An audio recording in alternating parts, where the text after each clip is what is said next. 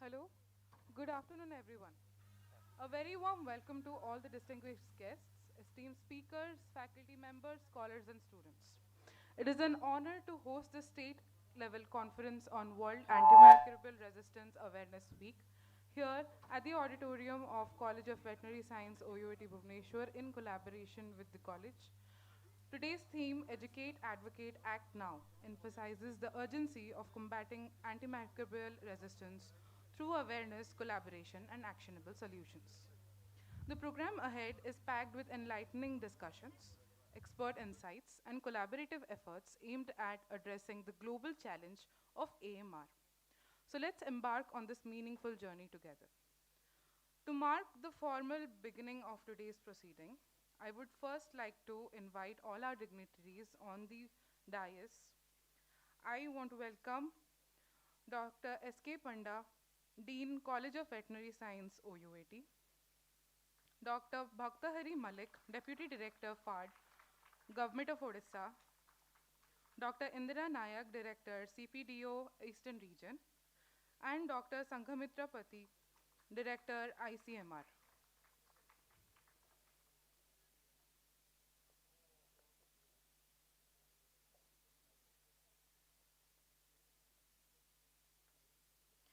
I would also like to invite our Program Director, Passing Gifts, Haifa International, to kindly come on the stage.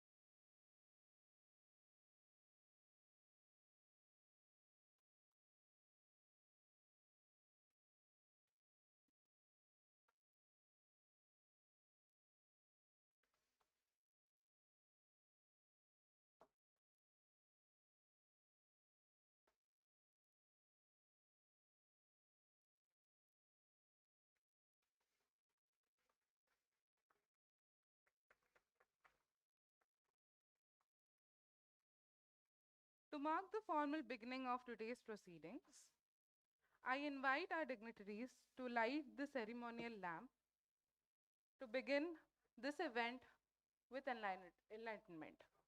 I request our staff to kindly help with the process.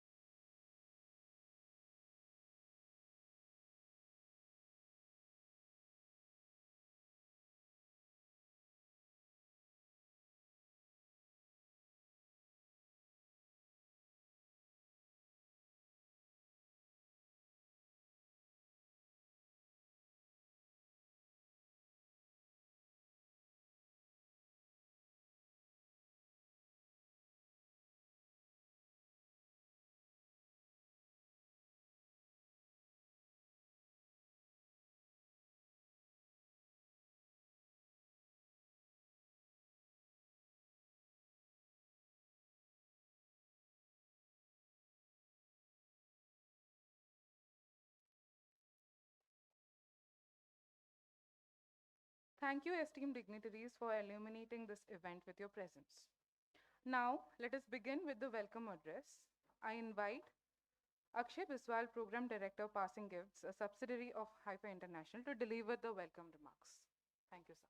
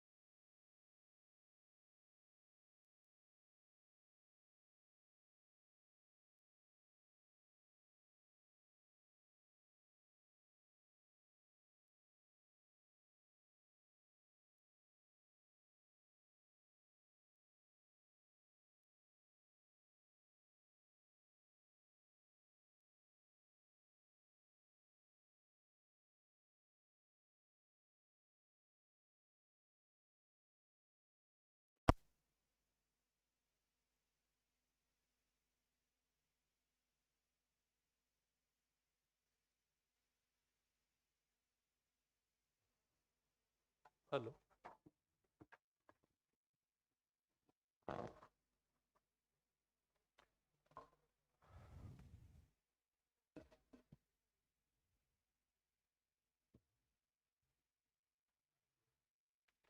So on that pore alok asile jemti lage it's taking time for me as well. So I'm happy though. Respected dignitaries on the dais, Dr. Sanghamitrapati, Director Regional Medical Research Center, uh, Dr. Indira Naik, Director CPDO, Dr. S.K. Panda, Dean, College of Veterinary Science, OUT Odisha, and Dr. Bhaktahari Malik, Deputy Director FAR. Dignitaries from different institutions, those will be part of the panel, subsequent panel. Friends from NGOs, media, and my young friends from OUT. I extend warm welcome to all of you to this event. And before we start the event, I would like to briefly mention about HIFER and passing gifts. What we do in Odisha and then how we are connected to AMR and why AMR for us is very important. HIFER is working in India for a long time now in world. It started in 1994 and post Second World War when there was need of support to communities. So from that day till now, our focus has been eradicating poverty and hunger while caring for the earth. So if you look into this, mission statement of HIFER, which actually wants to eradicate poverty and hunger, that means one has to look into health aspect of it, an economic aspect of it. Poverty is definitely impacted if somebody's economic condition is not well. Definitely the access to service will also be limited, and that's what we see in the world. Unless there is a very good public service that is available on the ground. And while we are engaging with small and marginal farmers in India and Odisha, we are directly working with almost around close to 70,000 farmers in Mayurbhanj and Keonjhar, and also we have started our work in Koraput very recently on spices, farmers, those who are working on millet, spices, and all that. So we are not only focusing on their economic empowerment, we are also focusing on their food security and nutritional security. And apart from that, we are also looking into their health component, and we are really mindful about the nature we deal with. We don't want to create anything that is external or don't bring in any know-how that is foreign.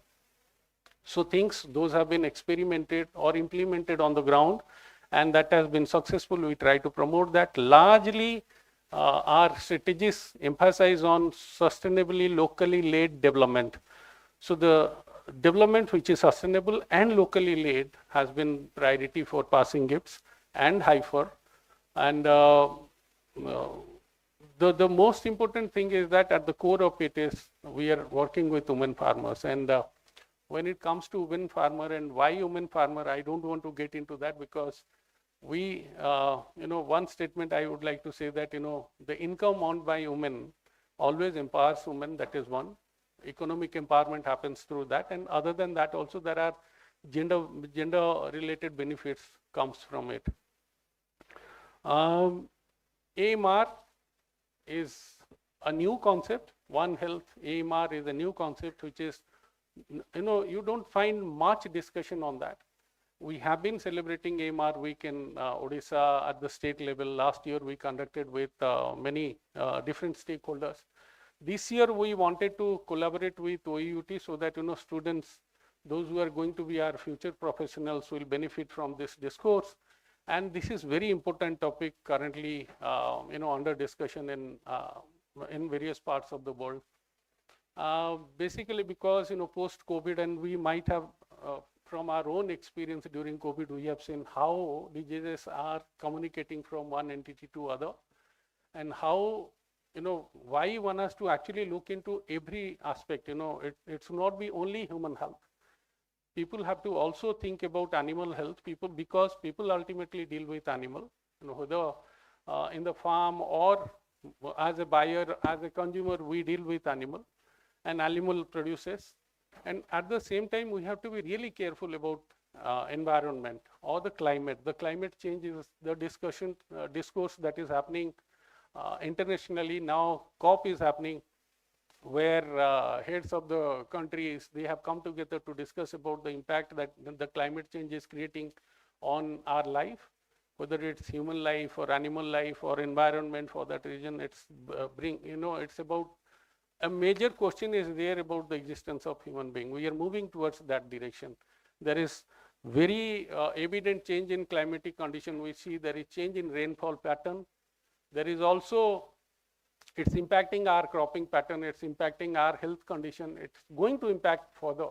So when it comes to health, one has to actually take all three things into account. And AMR, when it comes to AMR, antimicrobial resistance, it's something which is really, really worrying at the current stage. So we thought it's better to, when we are talking about generating awareness, one can always think about youth and young, and OUT has collaborated with us for organizing this event, and we thank for that to VC sir and Dean sir. So they have agreed to collaborate so that this message can reach out to many, and then you all are as students, as future professionals, can carry this message. Whenever you are practicing, you are informed, and being aware, you can actually perform better. So that's the thing. And then looking forward to this event. I strongly believe that you'll be benefiting from this discourse today. And subsequently, there is a panel discussion that will happen where we have dignitaries from different fields. They'll be sharing their experiences about AMR and why it is important, why One Health is important for us. So with that, once again, I welcome all of you, and hope that you'll definitely benefit out of it. And we look forward to your feedback after post this event also. Thank you.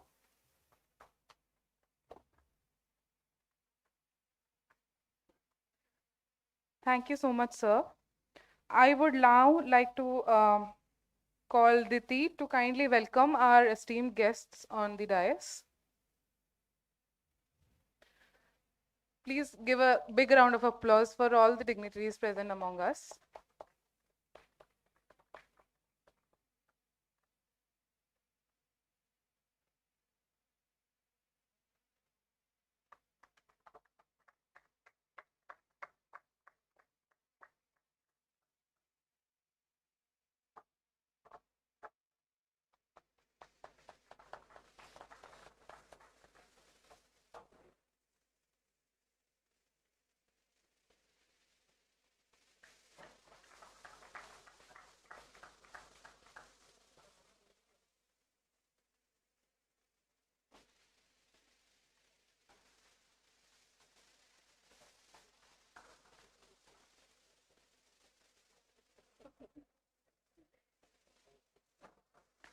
Thank you so much. It is an honor to invite Dr. Bhaktahari Malik, Deputy Director FAD, Government of Odisha, to share his thoughts with the audience.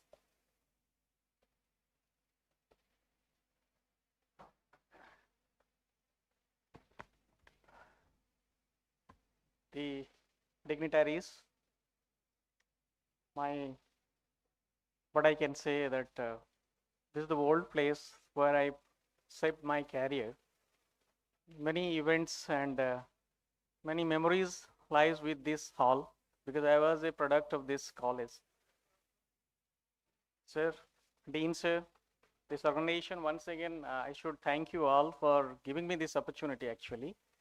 So when actually, I don't think that I was in this panel, Dr. Jitendra Bauma, he was an old friend of me. He has got some connection with me because I was in poultry sector. So he called me and he told me that Malik, we are organizing one seminar or something like discussion on antimicrobial resistance. So can you join? So I said that why me actually, because I completely belong to field. I don't have any so much academic expertise in this field. Now he told me that because I am in actually Opal Fed, which is an organization, state level federation, who sells mostly the egg and chicken. So he told me that you are the befitting person. So I don't know how far I can justify that, but I should say this is an opportunity for me also to share my experience actually. I would say that just 1 year back, when we thought that in our counters, actually in Bhubaneswar we have got 4-5 counters, and we generally provide around 15 metric ton of chicken per month. We sell it actually through our counters.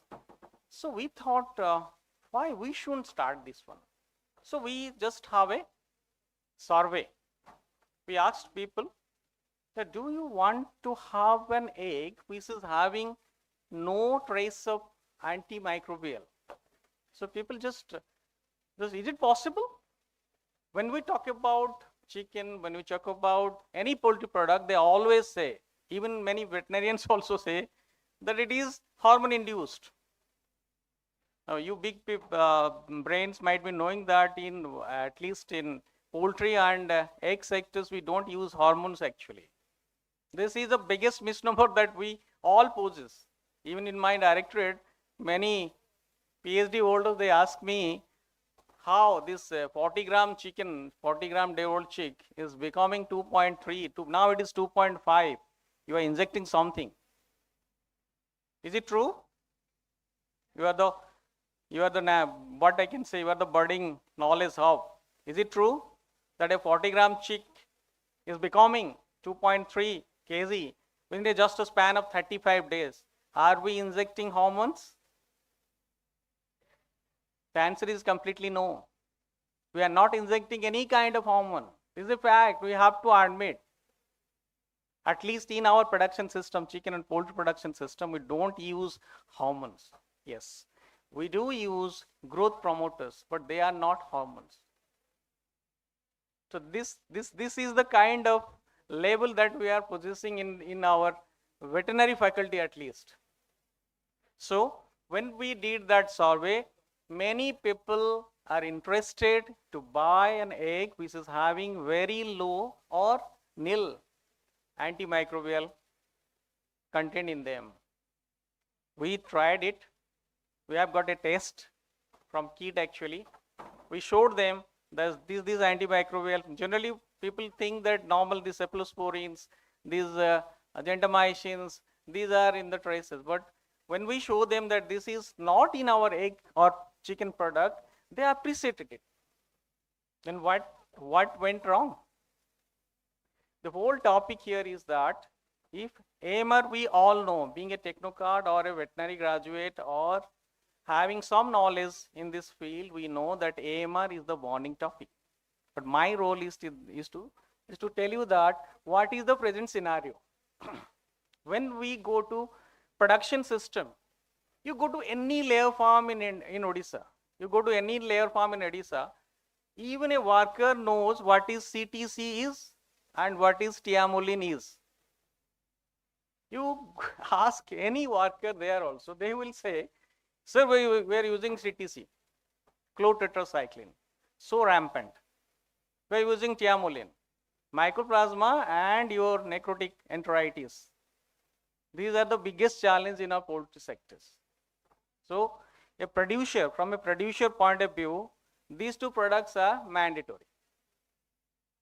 Yes, we are using it at a very low concentration, and these two antimicrobials are not so well absorbed from the gut.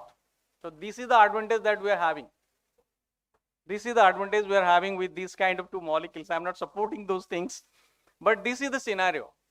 We cannot wipe out these two molecules from our production system. So then the question arises, if the topic is AMR, then why I am advocating about CTC and all these things? Just before the organization head, he told that in many sectors we are talking about ethno-veterinary practices. This is also a buzzword. 25 years back when I was reading also there was ethno-veterinary practices. Within this span of 25 years, I have never seen a single, I cannot trace that this is the molecule that I am searching for. We are using garlic, you are using a garlic, we are using gingers, you are using aloe vera.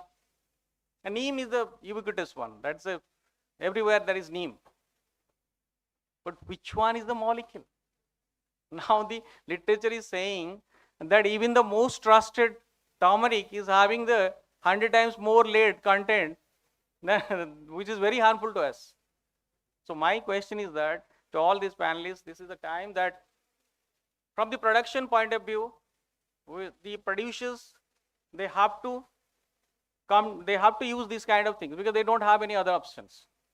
We have given them the lowest danger possible, lowest, which is the safest one, at least CTC and tiamolin, they are using it. But it is the time that we all technocrats should come up, should think about real practical viability of these ethno-veterinary practices or phytonutrients, what you say, or any other biosecurity measures, but currently it is not available. So, being a person from the producer point of view, I have seen, many times I have told many veterinarians who come for their internship in my institution, I always tell them, sir, in the last 4 or 5 years, Odisha has achieved a lot in the production system, particularly in the broiler production. Can you imagine that 50 lakh chicks every week is entering into the Odisha market, sir. Each chick is becoming a broiler, 2.5 kg, 2.3 kg within 35 days. So imagine 50 lakh chicks placed in every week. Whatever the medicines are used, that is controlled by the big companies. We don't know what they are using. So there is a lot of gap regarding this AMR is there. But from my point of view, I should say that we also think about the viable options. What are the, even if it is not correct, and there is no answer, one complete yes or no that we cannot have. So there must be a midway, there must be a transition phase. We should think about it. This kind of awareness, at least you must think that whatever you are eating, what it contains. It's the time that you young people should think, and you young people should come up with some solutions. Like nanotechnology is coming. There's so many nano molecules are coming which is having antimicrobial properties. We can use them also. One recent I would say, and then I will end my points because I am consuming a lot of time. Just 1 year back, we have used a very good product that is bacteriophage. We all know that bacteriophage is having, at least in the book, at least we have. When I got that product, one South Korean company came and they told that we can add it in the, feed, and you can control the E. coli, control the salmonella, all gram negatives. I just thought that he is talking to a farmer. He is not knowing that I am also a veterinarian, sir. That failed. So there is lot of gap regarding technological developments, and we need to bring up, what we can say, we need to tighten our focus on that. Unless you give a option to the farmer, then they have no choice. They will opt for these common antibiotics. And the very interesting fact, the story of cholesterol sulfate. Even though it is banned, I should laugh on that, sir. Even though it is banned, it is rampantly used. But there is no other choice. So here, we should all think about what the technology can bring for us. If the technology is there, then the farmers will go, and ultimately the consumers or the society will be benefited. Thank you once again for giving me this opportunity. Thank you, my Dean, sir, madam. Thank you. Thank you so much, sir, for the invaluable inputs. I would now like to invite Dr. Indra Nayak, Director, Central Poultry Development Organization, Eastern Region.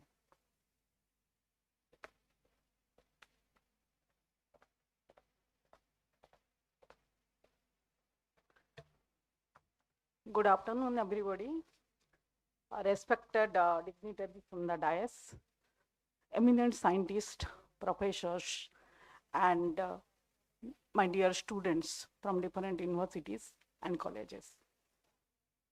myself worked in this field around 31 years in poultry production in eastern and northeastern region. And the product of this veterinary college and Dean sir, Dr. Panda, is just immediate senior and from pathology department itself. So I have a vast experience looking all this antimicrobial resistance and avian influenza in many states and all, everything. Even I had been to USA for one training program regarding diagnosis of diseases. I was state and seen the preparation of polyvalent avian influenza vaccine too. First, I would like to say one thing always I follow, that is the biosecurity. And I am totally associated with this organization, Hyper International, since so many years, because in that Poultry Council and that program, I trained more than 300 to 400 farmers, entrepreneurs, and cave workers in their field. And recently had been to Dola also, Morbans, to train the cave workers and entrepreneurs. Always I give emphasis on biosecurity because that is the only thing we can follow for not only poultry production, animal production, livestock production, even healthy human being, human society too.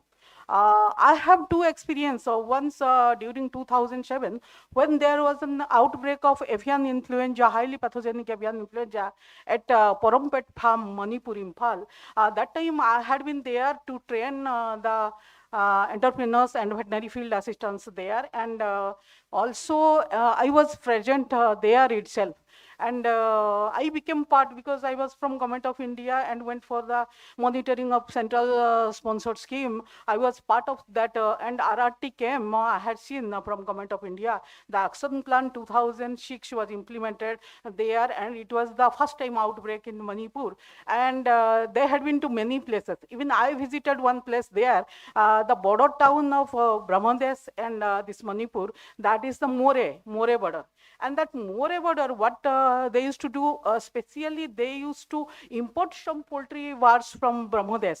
And that was the main reason the state got the infection faster during 2007, March, they got the infection.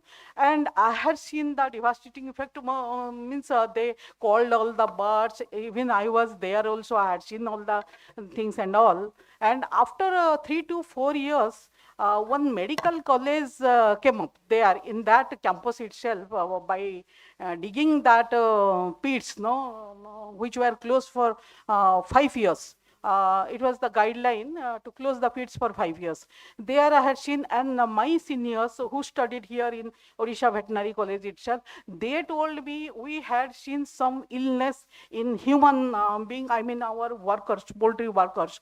While when they dug the pits and all, they got some kind of dyspneic condition and heaviness of chest and conjunctivitis, running nose, and different kind of cough, sneezing and all, problems and all. And even they told that they had gone for the antiviral treatment like oseltamivir for 10 days, like that. And I had that experience during 2014, when again I visited that Porampet farm for this training program. I had seen that and heard that, because before 5 years, they already dug the pits and all. Similarly, one experience I want to share here is our actually organization, which was at Napoli, Bhubaneswar, totally been relocated now at Shipidio, Eastern Region, Talgad, Cuttack, Naraj, Cuttack. That organization, we had also faced the bird flu problem, highly pathogenic avian influenza during 2012, January, last week. And totally that time it was in force, the Action Plan 2006, and according to that 3-kilometer radius of birds, all they were killed and put there in that particular pits and all. So entire our area, the 50 acres area, out of that 50 acres area, around 6 to 7 acres area, totally full of pits of birds, because they killed even veterinary college birds, and even governor house part also also been destroyed there, birds and all, everything they destroyed and put it there in that particular pit. During 2015 December, when for World Cup hockey expansion of Kalinga Stadium, when they dug the pits, we had a meeting, even myself and the then director, we went there and we told that pits are there, and totally we covered those pits, and we had put some barricades and all, not to visit, not to go inside those pits and all. Still they had not listened because of some match and some this to construct the hockey stadium. They opened during 2015 December, and that time what to do, I was assistant director then, and I found that there was some mortality in some bars. Some bars suddenly, the day they dug, the evening itself, bird became sick. Then morning when I went inside the pub around 7 a.m., I saw some mortality. And I was totally surprised. I thought human cry will be there, and if I'll just cannot take any action, we people, then there will be something. Then I tried my level best, and I covered all the houses and put some antibiotics like cyprofloxacin, cyperbid those days, and also with some respiratory distress medicine like Respicare and Antimicrobial, and we are able to save some birds, but around 250 to 300 birds died. That means I wanted to tell people doesn't have that kind of awareness. What is the guideline they followed, and people don't aware about that. 5 years we should not open the pit. This is my practical experience, what I had seen in this poultry sector, especially during relocation and all. And we suffered, and we lost so many number of valuable germ plasma, I mean birds, and we are supposed to supply entire India the germ plasma and all. So awareness, what I feel, prevention is better than cure. So awareness regarding biosecurity, it is much more important. And if you'll see the current status of the AMR, it is really alarming. Like that, one thing is, see, 2050 onwards, if we'll see, 7.5% of the livestock will be reduced by 2050, and that will be the devastating effect of the AMR, antimicrobial resistance. You know, previously they used to observe World Antibiotic Resistance Week up to 2019. 2020, World Health Organization that started observing the World Antimicrobial Resistance Week. So main thing is the awareness among public, and One Health approach should be there. It is the time, high time. And mortality, you might be knowing about the mortality of the child due to MDRO. I think that is due to multiple drug resistance organisms and all. That all vancomycin, you can say methicillin, all these antibiotics are not working because of the Staphylococcus, Klebsiella, you see, Enterococcus, all those organisms, they are interfering and challenging the medical field, especially this child died due to this, and there are 5 out of 1 child died due to this. And it is also, it has been observed that some priority bacteria who are causing 70% more mortality due to AMR, they are mostly due to multiple drug resistance, your multiple drug resistant mycobacterium, and also streptococcus, staphylococcus, your Shigella, Campylobacter, all, and almost all the bacteria are from poultry origin, animal origin and all. So it is a high time we all unite together, and it is a special campaign. So educate people and make our people and act properly. That is the main motto, and we must act accordingly and prevent this AMR, antimicrobial resistance. And you'll feel surprised that in case of this livestock production, poultry production, there is more use of antimicrobials than the human beings, if you'll see, in the form of antiprotozoan, I mean coccidials, in the form of water sanitizer, in the form of anti-parasitic or say anti-helminthic drugs, your antibiotics, antiviral drugs, chemotherapeutic agents, so many things used in poultry production, this livestock production and all. So we all have to use it judiciously, especially for animal production. It is required to use the probiotics and prebiotics more than the antibiotics and other to avoid the resistance. And everybody should be trained properly, especially regarding this poultry production, animal production, regarding the withdrawal periods of the antimicrobials or antibiotics that nobody is following. And that training program is required. And I will request Madam, Patti Madam of RMRC to actually combinedly to conduct one training program on One Health. Because Madam, we have a very good training center. And till date, we have not started. I used to go out for training and all for eastern and northeastern states. Madam, if one training program can be conducted regarding One Health, it will be much more useful for the livestock production, poultry production, as well as awareness for this human population. Thanks a lot. Thank you all. Thank you so much, ma'am, for your insightful address. Now, I am privileged to invite Dr. S.K. Panda, Dean, College of Veterinary Science, Odisha University of Agriculture and Technology. Thank you, sir.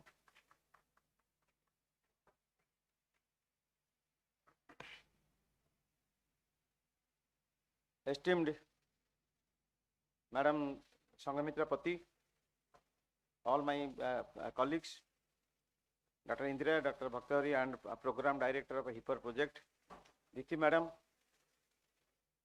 all esteemed panelists, experts, Director College of Basic Science, esteemed faculty members,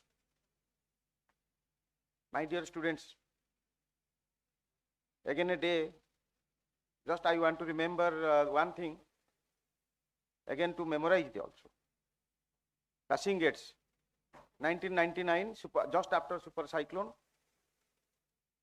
lot of goats died. It was the effort of project, specifically the Hyper Project India, which has passed 2 passing gates till now. The animals died due to unknown disease. Again, it was a challenge for us, how to have a diagnosis of the goats which are supplied to the poor farmers immediately after the super cyclone. It is very clearly known that specifically the animals, sheep and goats or whatever the animals, with a history of transportation, the animals suffer from many bacterial and viral diseases.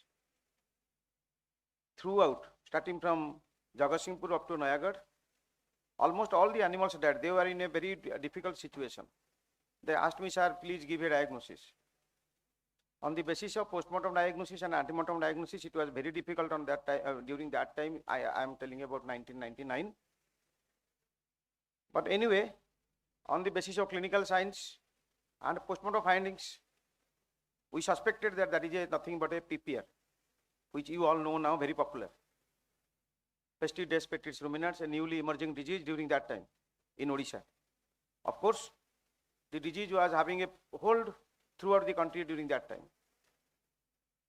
So my idea to say here, in the meantime, though it is a viral disease, you all know that there will be secondary bacterial infection, but the people who are very poor, they had not a chance to have a diagnosis, treatment. This is not that only for that. Even the farmers were supported by a project, even an international project. And again, they were supported with the best experts. Still then, the animals were not saved. It usually happens, specifically in animal disease diagnostic practices. We cannot avoid the coexistence of animals and human beings. We all know that 60–70% of the pathogens are common to humans and animals. But at the same time, always there is a blame to the veterinarians, to the animals, whether it is related to any disease specifically of public health significance, or any disease, even also we can say the most important panic of antimicrobial resistance. Of course, I admit that because of the limitations in animal disease diagnostic practices, animal health management. So this is a day how to have a thought. Animals are not presented in time, specifically the sick animals. The farmers are unaware. They are not able to observe the clinical signs of the animals also. And we know that the animals are speechless. Besides, the animals are not in the hands of the experts, not in the hands of the veterinarians at many instances. We all know that. The goalas, the farmers, many other practitioners who are not the veterinarians are practicing veterinary in the field. We cannot avoid, even also for us also, for human health also that is happening. And that is more in animals. We all know that the limitation one animal is having 300 kg body weight. We cannot think of the treatment also. Sometimes the treatment is costly than the cost of the animal. This so happens. Besides, there is a trial and error method of diagnosis. There is a trial and error method of treatment. Obviously, the animals are in the clutch of antimicrobial resistance. And by the way, the veterinarians are blamed, and the whole sector, the whole profession is also blamed. So this is a time how to think of that. These are the limitations. We cannot avoid it. We have to get rid of it. That is the most important call of the day. How to get rid of that? You cannot believe a goat is affected. We have to go for a hard treatment. A cow is affected. We do not know what happened to that animal. We go for indiscriminate use of antibiotics. Again, we don't bother for underdose or overdose also. And at the same time, you can think of a poultry. 5,000 birds, 10 animals affected, but we are giving antibiotics to the whole flock. So obviously, there is a chance of all these resistance which is there, it is always there at this side. So flock treatment, hard treatment, a large animal treatment, always having erroneous treatment of or indiscriminate use of all the antimicrobials. So how can a veterinarian, how a policymaker, even also the people who are there looking after animal health or one health, they have to think of. Limitation is there, but at the same time there are a lot of opportunities. The most important opportunity that we should not think of that there should not be disease in the animals. It is very difficult if the animal is sick or ailing. So you have to think of that how the animal should not be sick. The best is biosecurity, as Dr. Indra Naik has already emphasized. We are learning biosecurity for us during COVID season, during the COVID era. In the post-COVID era, we are practicing it. We learned it during COVID, and we are practicing during post-COVID for us. So you can imagine an animal, a cow, is defecating and urinating in the same floor, in the same house 24/7. We cannot think of the ventilation of the shed. We cannot think of the sanitation of the floor. And besides, about the nutrition, you can think of to maintain a 300 kg body weight animal, how nutrition is important. Whether really we are giving proper nutrition to the animal or not. Besides, this is a tropical country full of vector-borne diseases. Everybody knows. A simple disease of thalassemiosis in cattle, madam, it costs a medicine of a Butalux or a Jobion, whatever, the bupropion medicine cost 2,000 rupees, one dose, and it is again recommended that it should be again repeated after 48 hours. So 5,000 gone for the drug only. We have to think for supportive therapy. We have to think for so many other aspects. So now, by the way, so 5,000, 6,000, 7,000 rupees has gone for treatment of a case. Again, you can think of the diagnosis of that case. Really that case is diagnosed or not. Even many times the disease remains undiagnosed because it is not always in the hands of the experts. Many times it is not in the hands of the veterinarians. So these are the best opportunities. We have to give the best biosecurity. Now everyone is looking after the biosecurity of the animals. The best, nowadays you cannot think of, the technology has come up to environmentally controlled house, poultry house. So you imagine animals are maintained in environmentally controlled poultry house, which we are not also remaining in that type of house. The ration is computed. How much energy I am taking, how much protein I am taking, I do not know for myself, but it is clearly calculated for poultry birds and also the animals. So science is there. There is science for the best management, best biosecurity, but only we have to adopt that. There is better science. No computation of ration in human beings, but computation of ration is a must in organized livestock farm. By the way, treatment, biosecurity, we have come to environmentally controlled poultry house. We have come to further cultivation by hydroponics without soil.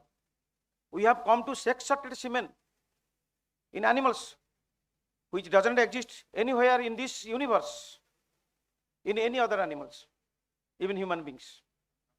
So the science, the technology has come to this stage, but at the same time, the animals are neglected also at this other side.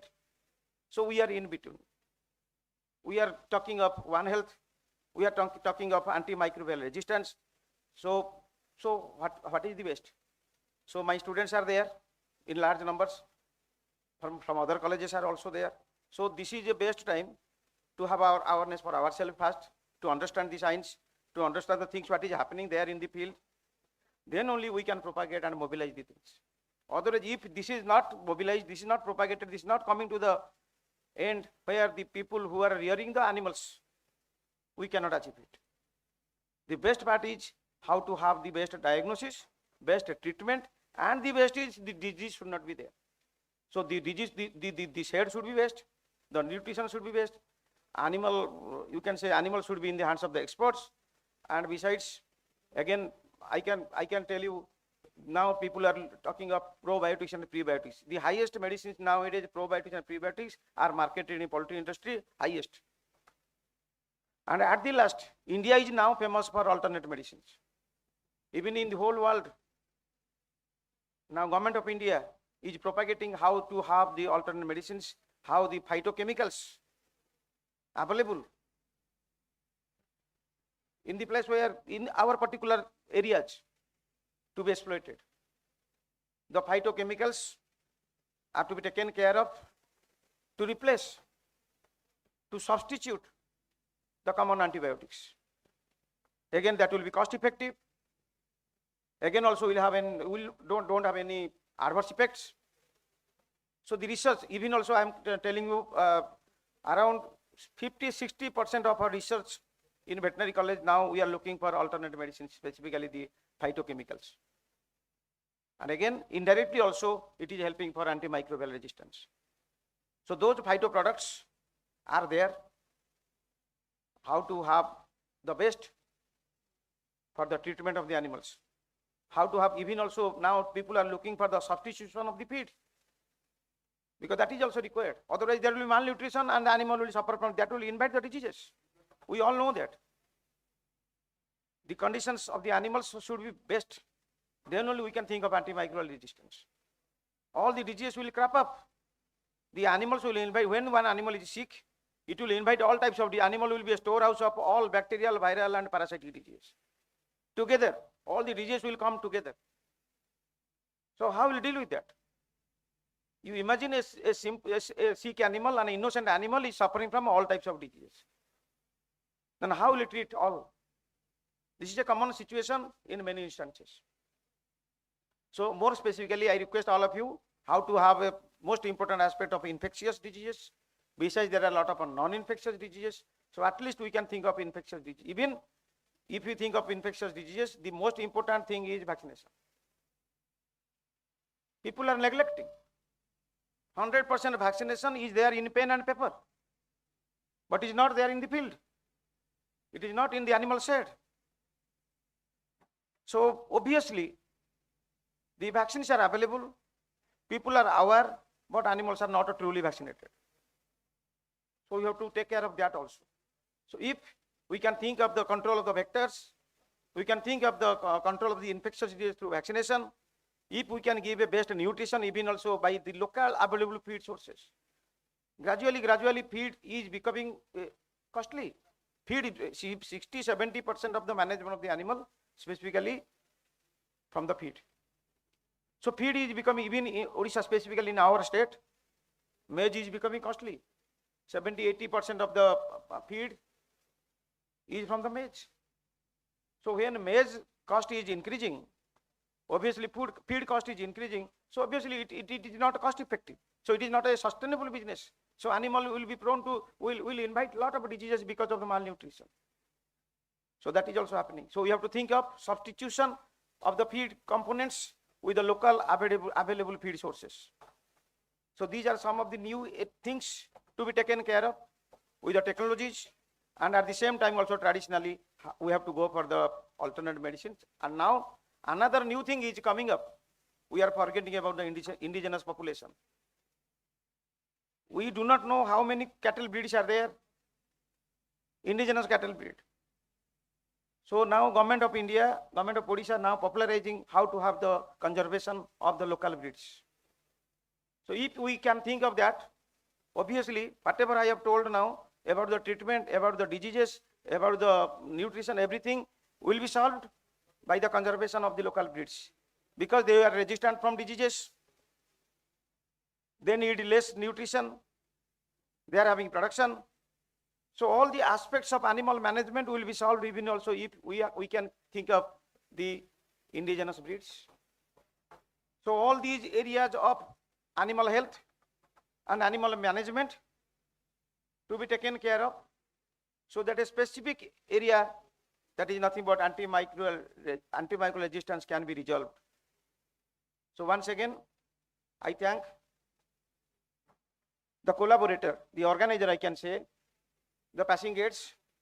They have given all types of effort for coming forward with such a beautiful seminar and even also panel discussion for all of us. There is a gathering from almost AIMS, ILS and other national institutes and ICMR, RMRC, our college, Basic Science College. So I hope that again the panel discussion will be more fruitful. Thank you all. Thank you so much, sir, for your encouraging words.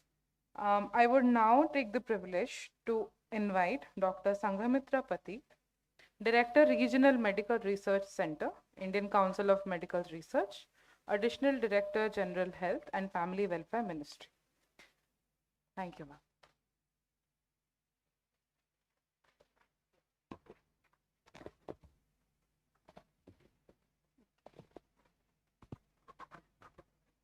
Thank you. Good afternoon. No, it is why it is there. Okay. Dean Veterinary Sciences, Professor Panta, Indira Madam, Dr. Bhaktari, and Akshay Babu. So before I start, I just wanted to find out, Akshay Babu, are you also an alumnus of OUAT? No, thankfully I have someone as a companion, because what I was wondering is that the Dean and Indira Madam and Bhaktari both all were proudly saying that they are alumni of veterinary college. So I was feeling a bit alienated that I don't belong to veterinary college. Thankfully, Akshay Babu is there with me. So first of all, I think all the veterinary students, you deserve a big round of congratulations to see all your alumni at this panel, and also symbolizing the true concept and philosophy of One Health. And though I am not an alumnus of OUAT, but I was counting, it is the second common conference hall or auditorium I have attended next to my own auditorium. Because I think every year at least 2 to 3 functions are organized here, and they are kind enough to invite me. That means they have already ingrained the principle of One Health. When any veterinary function is happening, human health people are being invited by default. Thank you, sir. And thanks, OUAT.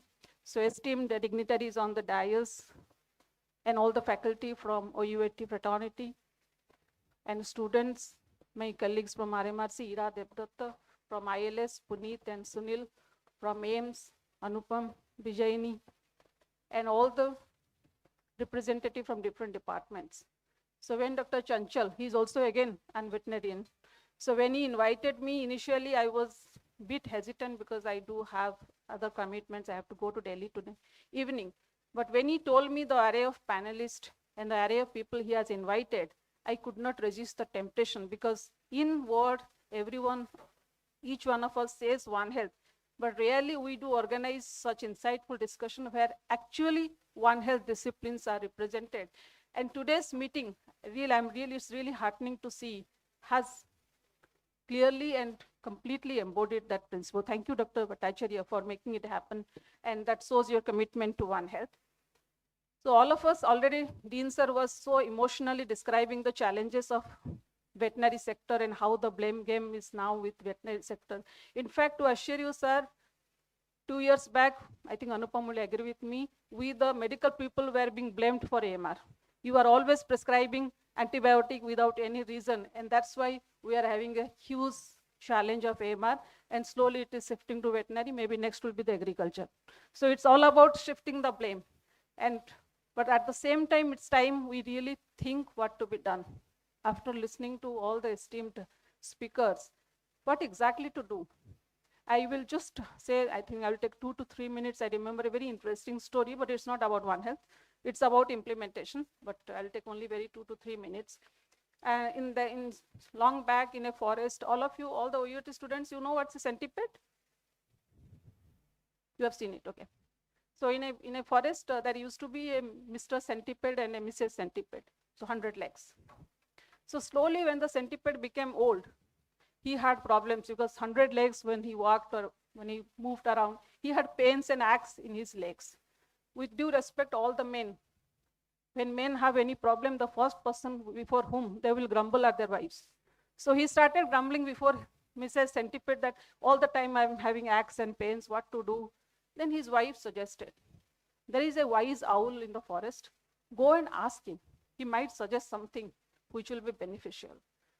So Mr. Centipede went all the way to the owl and asked him, so this is the problem, what I should do. The owl told, since you are using 100 legs, you are having aches and pains.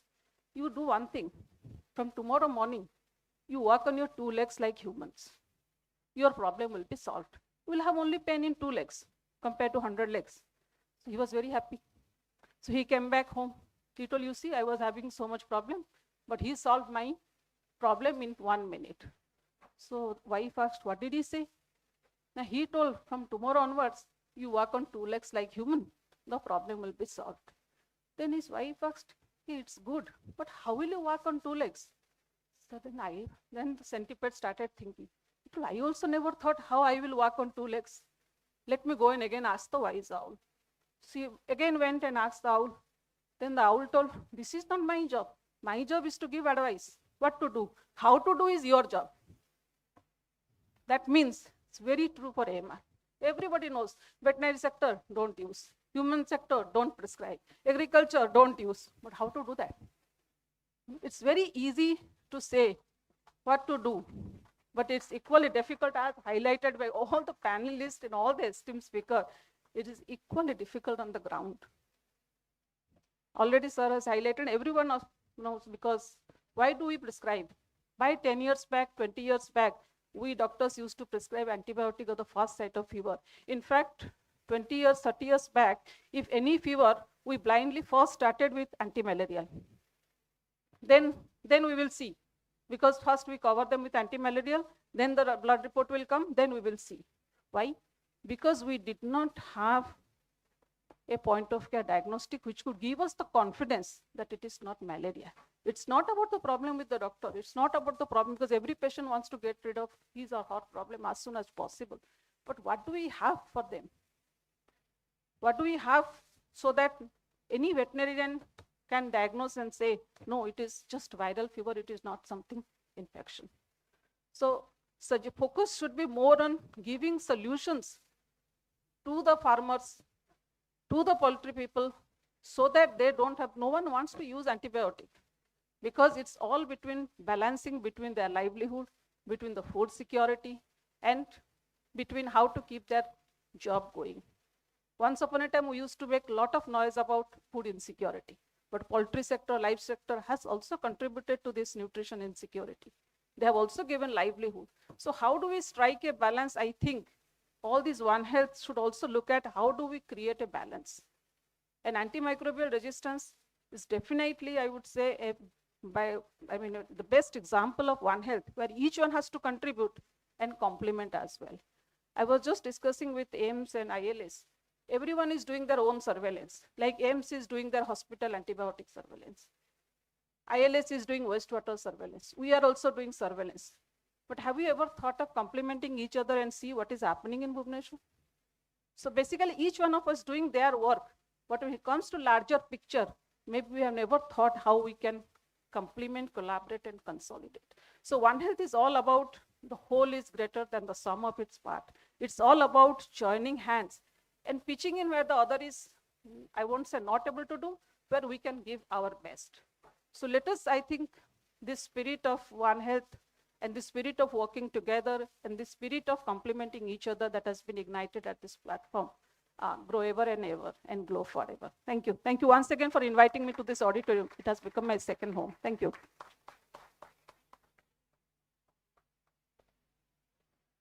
Thank you, ma'am, for your compelling address on this critical issue. Now, I would like to inform that on 14th of November and on 18th, yesterday, we had conducted 2 sub-events to this event. On 14th, we had a debate competition on the topic, can reducing AMR advance in the approach of One Health. And yesterday, we had an art competition. And now we would proceed the event with honoring the winners of those 2 competitions. I would request Sanghamitra ma'am to kindly come forward and give the awards to the debate and yeah. I would like to start with the debate competition positions. For the first position, I request Mr. Abhilash Panda, College of Veterinary Science and Animal Husbandry, to kindly receive your award. For the second position, we have a tie with Ms. Alap Nanda, College of Veterinary Science and Animal Husbandry, and Ms. Arpita Patra from College of Veterinary Science and Animal Husbandry as well. First, we have Abhilash Panda.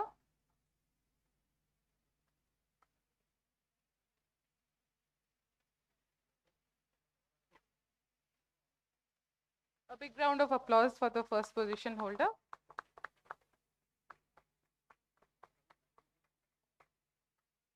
Then Ms. Alap Nanda, College of Veterinary Science and Animal Husbandry.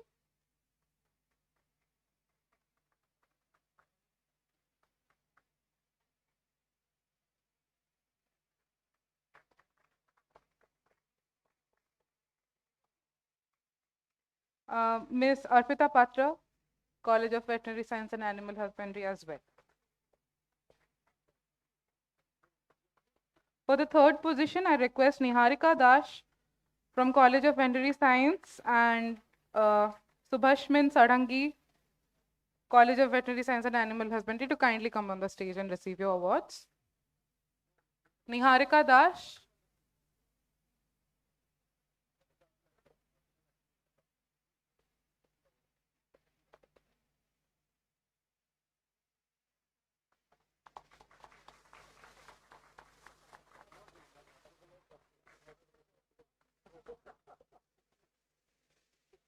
Subhashmin Sadangi from College of Veterinary Science, Animal Husbandry.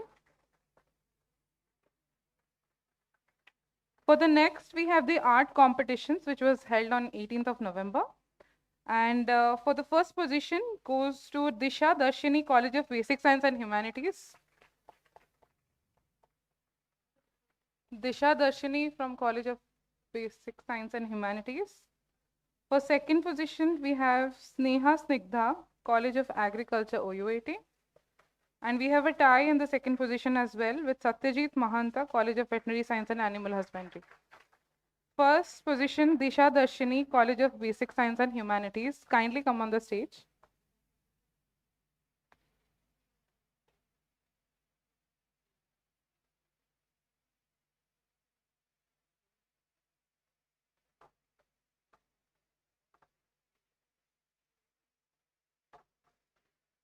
We should continue the round of applause for all the winners.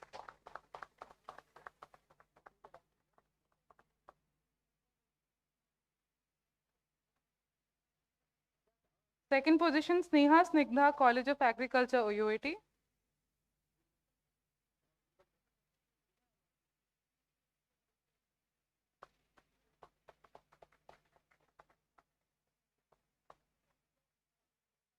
In a tie with Snigdha, we have Satyajit Mahanta from College of Veterinary Science and Animal Husbandry. Kindly come on the stage.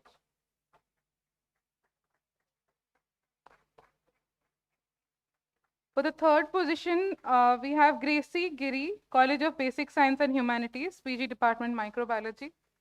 Gracie, anybody else who can receive the award if Gracie is not present over here? Please kindly come on the stage. And with that, we also have Manashwini Sahu, College of Veterinary Science and Animal Husbandry in the third position.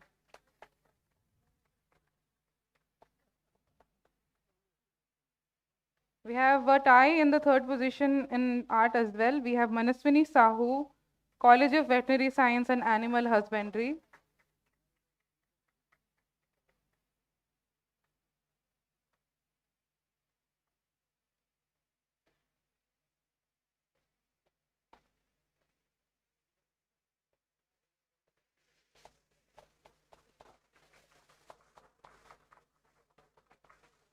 We congratulate all winners and participants for showing such amazing enthusiasm for taking part in the EMR week observations.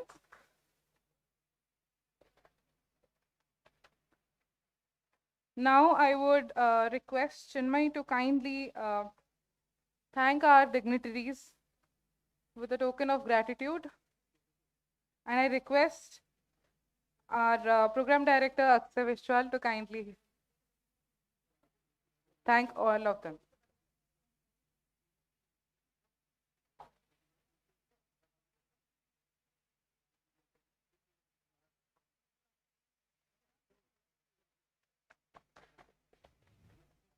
Kindly, please have a round of applause for all of them for gracing this event and giving so much time to us on this observation day.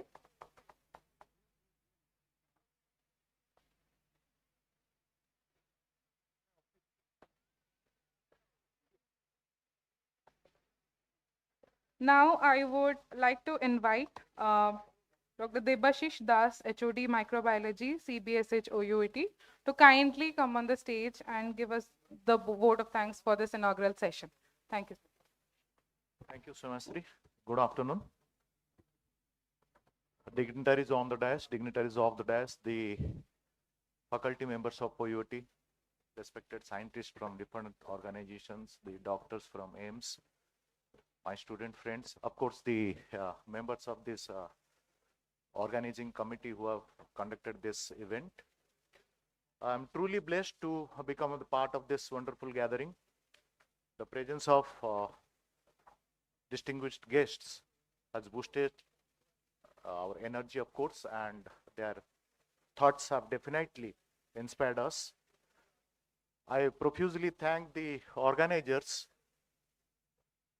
for this smooth running of today's event. In fact, all the events, the debate competition, the painting competition, all the events. Thanks to all the audience, as your involvement, the audience and participants, of course, as your involvement has been greatly appreciated.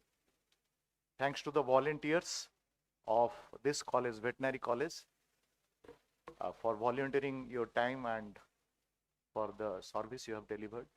Thanks to all. Thank. And participants, you can collect your certificates from this organizers also. Participant certificates. Thank you so much, sir. Just to add, all the participants will receive their certificates from the departments.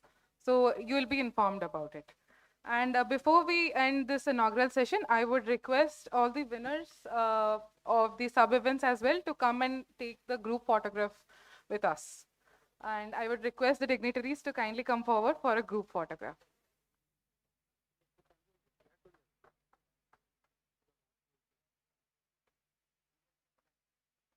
All the winners from art and debate competition, I request you to kindly come on this stage to have a group photograph. And we'll make it a little quick. Kindly come forward.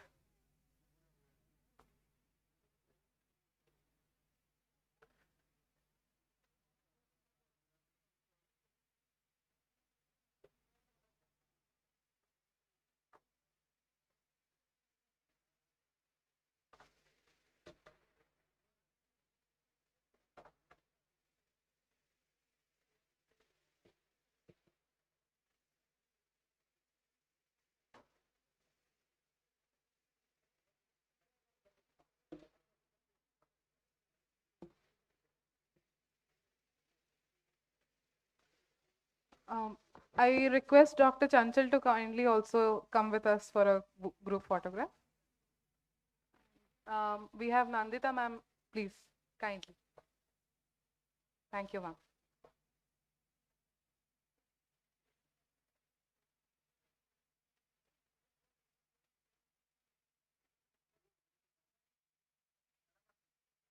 Thank you so much.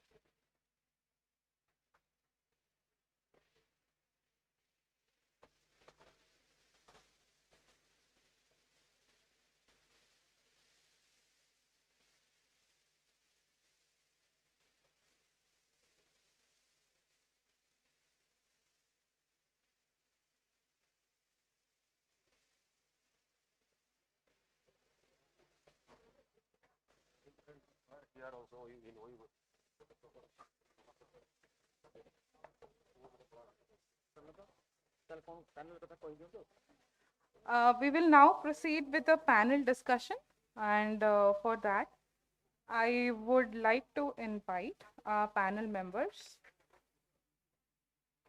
First, we have our esteemed lead of our project and Dr. Chanchal Bhattacharya, country lead Transform Passing It, who would moderate the panel discussion.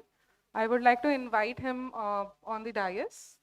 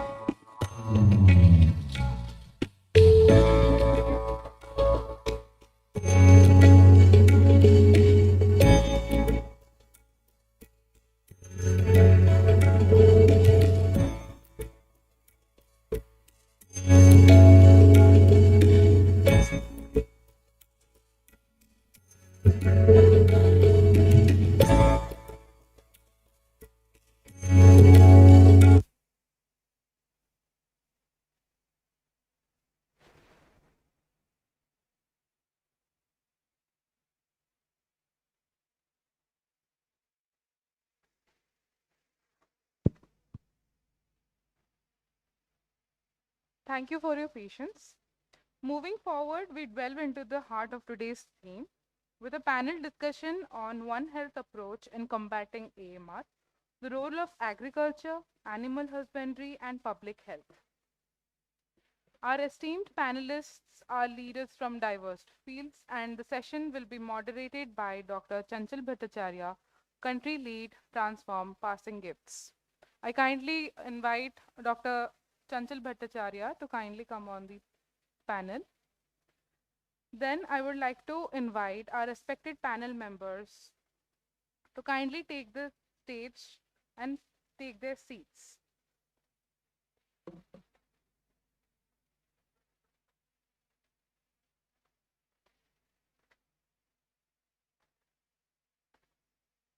We have with us very exceptional group of experts today. Dr. Anupam De, Professor and HOD of General Medicine, AIIMS, Bhubaneswar.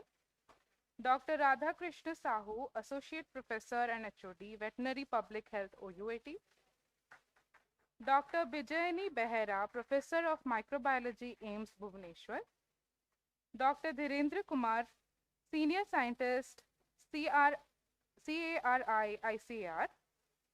Dr. Debadat Bhattacharya, Scientist, Indian Council of Medical Research. Dr. Debasish Mahapatra, Associate Professor, KIT, Bhubaneswar. Dr. Durga Prasad Das, Research Officer, Odisha Biological Product Institute, Government of Odisha. Dr.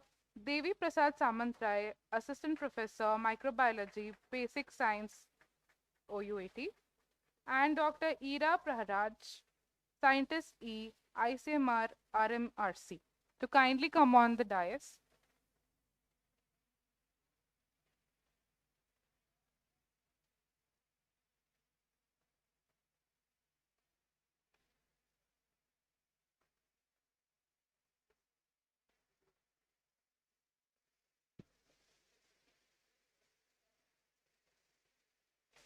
I would now request Dr. Chanchal to kindly moderate the session.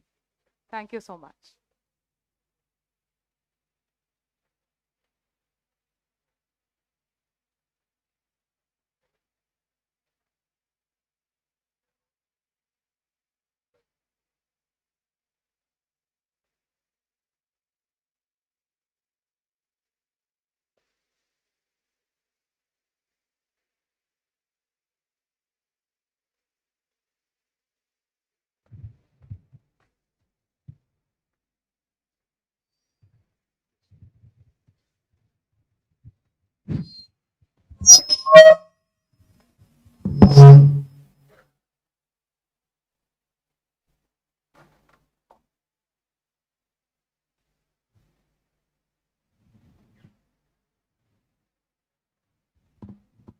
Good afternoon, everyone. Today you are assembled here along with us to celebrate the workshop of antimicrobial resistance. We all know that antimicrobial resistance, or AMR, is one of the most pressing global health threat in our time. Because if we are analyzing the history for last 20 years almost, new molecules are not coming out. And because we are indiscriminately using these existing antibiotics, both in human health, in animal health, in agriculture, in environmental health, so we are losing our stock of antibiotics. So now it is a high time to look into the matter. And I'm very lucky that I'm having my extremely qualified panelists with me. So gradually we'll go to each one of our panelists to highlight on their particular field. Okay, they are from different backgrounds. I am by profession a veterinary surgeon. Okay. So initially I will request Professor Anupam De. He is going to tell us about human health, AMR impacts treatment outcome and increased healthcare costs. How can public health policies integrate better surveillance and awareness to address AMR? I request Anupam that let him speak between 6-7 minutes. I can give him some grace, okay? But we should stick in a time frame. Anupam, the mic is over to you. Thank you, Dr. Chanchal, and thank you, organizers, for having me here. It's a privilege to be here speaking to you on this very important topic in this very important week. So what is important for us to understand is we have a limited repertoire of antibiotics. The count is around 97 antimicrobials till now. And the spectrum is shrinking because a lot of bacteria are developing resistance to antibiotics. So the available antibiotics are shrinking. And to add to it, the cost of producing one antibiotic is quite substantial, and there are factors, the companies need to make profits. So this balance is not good now. So there are very less number of antibiotics coming out. And so it's our duty to preserve these antibiotics. Now the problem here is that when there's a rampant use of antibiotics, there is a more chances of developing resistance. And that is impacting the treatment, the morbidity, and also mortality.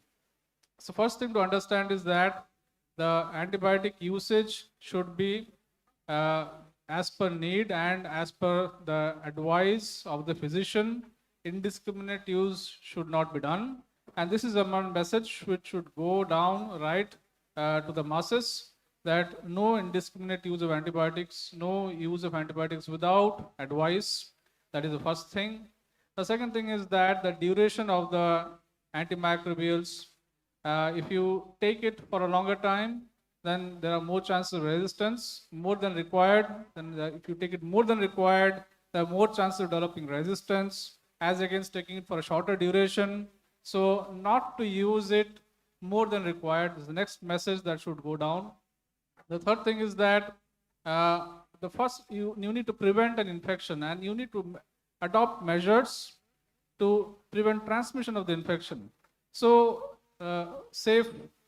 being safe, hygienic, safe water, sanitation, these are very important aspects to prevent infection, to prevent spread of infection. So that is what is the next thing that should be taken care of.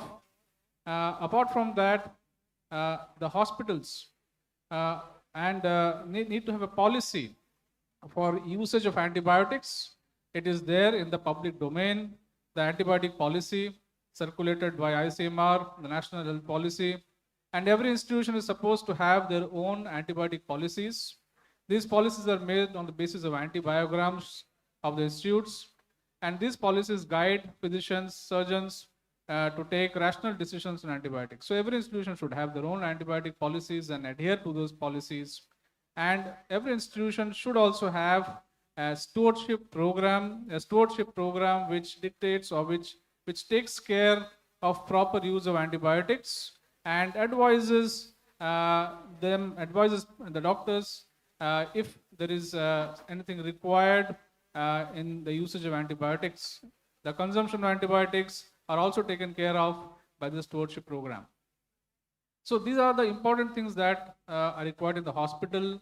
And if we are able to rationalize the use of antibiotics, we're going to decrease the morbidity, the length of hospital stay, mortality, number of ICU admissions, the greater number of antibiotics required, more number of antimicrobials required. We will be able to reduce that, because once a person becomes resistant to an antibiotic, the length of hospital stay increases. We need higher antibiotics, which are costlier. We need those who deteriorate need to have an ICU care, which is even costlier. So as you can see, this is a kind of a chain that if you do not use antimicrobials properly, then you do have a risk of more morbidity and mortality. So these are the measures that need to be taken, and from your side, you also need to disseminate this information to your peers and others, that antibiotics to be chosen, the decision of doctors to be adhered to when using antimicrobials, and preserve antimicrobials, take care of the antimicrobials. Excellent. Basically, how he is explaining all these things, I think that it is very essential in our daily life. So my request to the audience, that since the galaxy of experts are here from different streams, so we must utilize their knowledge. Our next speaker is Dr. Radhakrishna Sahu, and incidentally, he is a veterinary public health expert, what I am. So I'm happy to have you here. Radhakrishna, I would like to ask you that veterinary public health is a crucial link between animals and humans in the One Health approach. Could you share how veterinary practice are evolving to monitor and reduce AMR transmission? First of all, thank you, Dr. Chanchal, for giving this opportunity, and I am extremely thankful to be part of this expert panel member.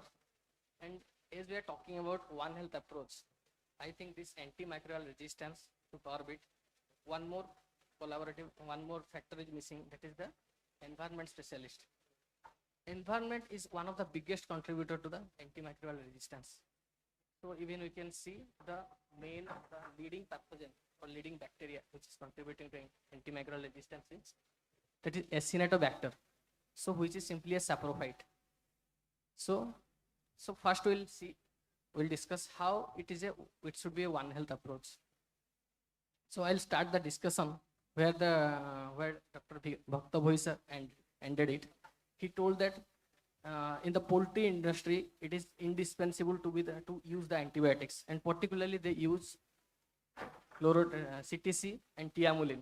And he told that we are thankful that it is used in sublethal concentration and it is not absorbed through gut. But it is one of the main disadvantages, I can say, because when a sublethal concentration of antibiotic will be used for a prolonged period of time, it will result in development of resistance among these pathogens. And how One Health will come here, I'll say. These antibiotic resistant pathogens which will be developed in the gut will contaminate the environment. And later these antibiotic resistance, these genes will be acquired by the saprophytes.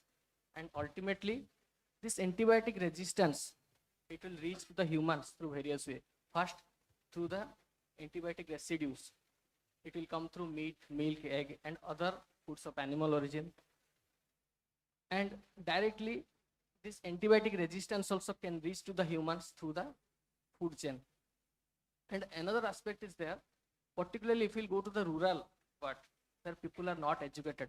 Still, the veterinary practice is largely dependent on quackery, who does not have any idea about the regime and what is the dosage. So either it is underdosing or overdosing, and regime is never followed. He will treat for 1 day or 1.5 day, 2 day, and he will stop right there. So these all the factors will contribute to emergence of drug resistance. And now, what is the appropriate solution, I'll say.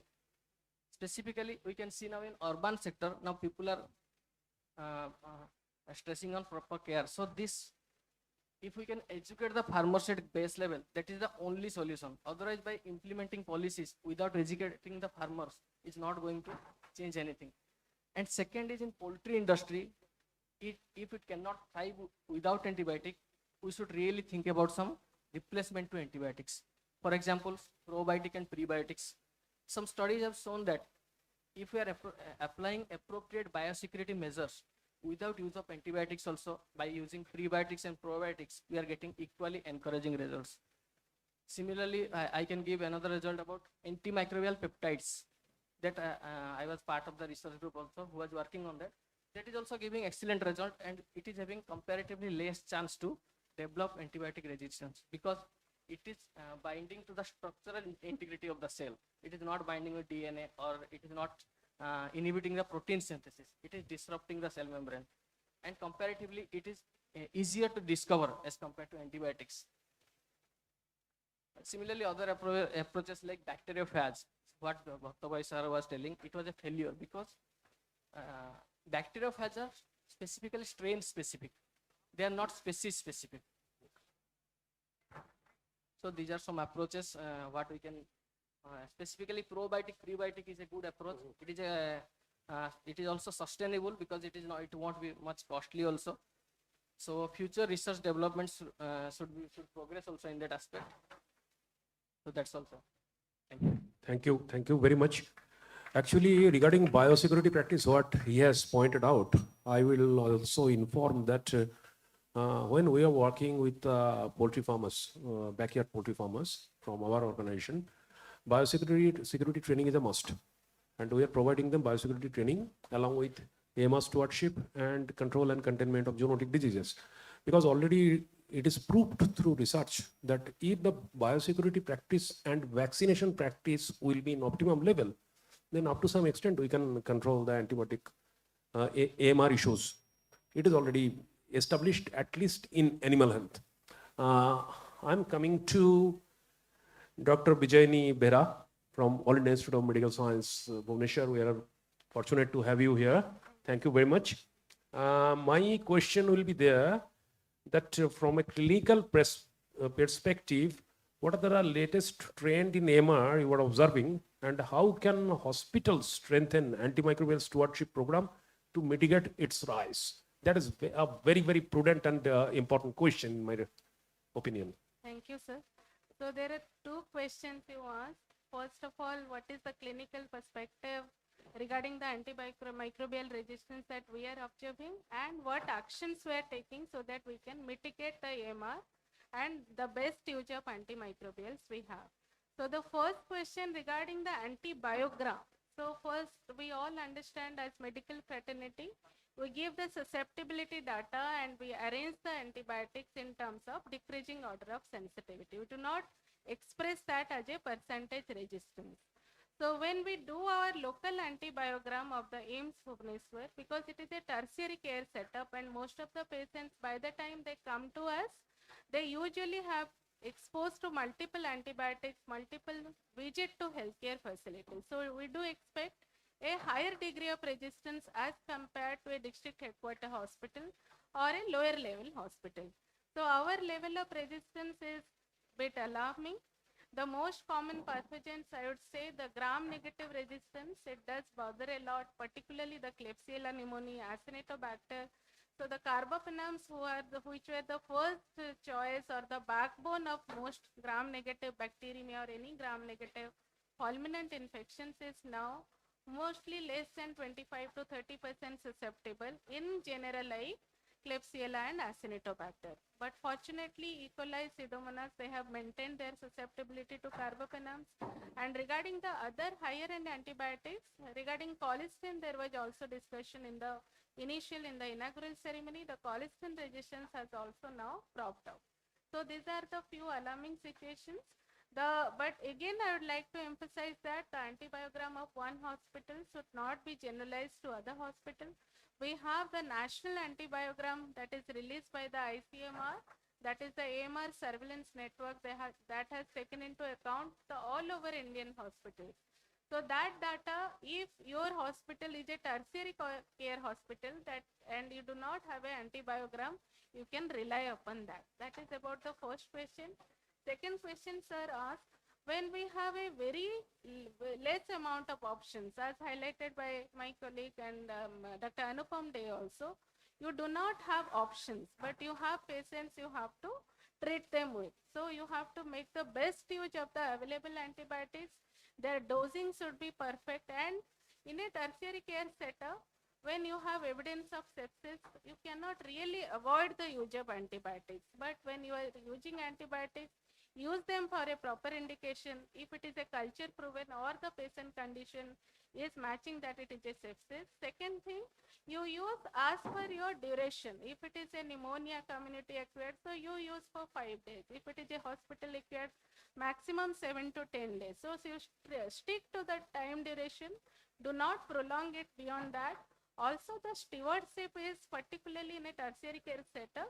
We like to apply the stewardship mostly in the OPD settings, particularly the pediatric OPD, where most of the infections are of viral etiology. They try to avoid antibiotics, but it is also prudent to remember is that because we do see lots of patients who are already in sepsis, there we cannot say we will not use. There we have to use. In other sense, we have to say that we have to choose it very wisely, and the broadest spectrum we should use, but narrow it down once your culture reports are out.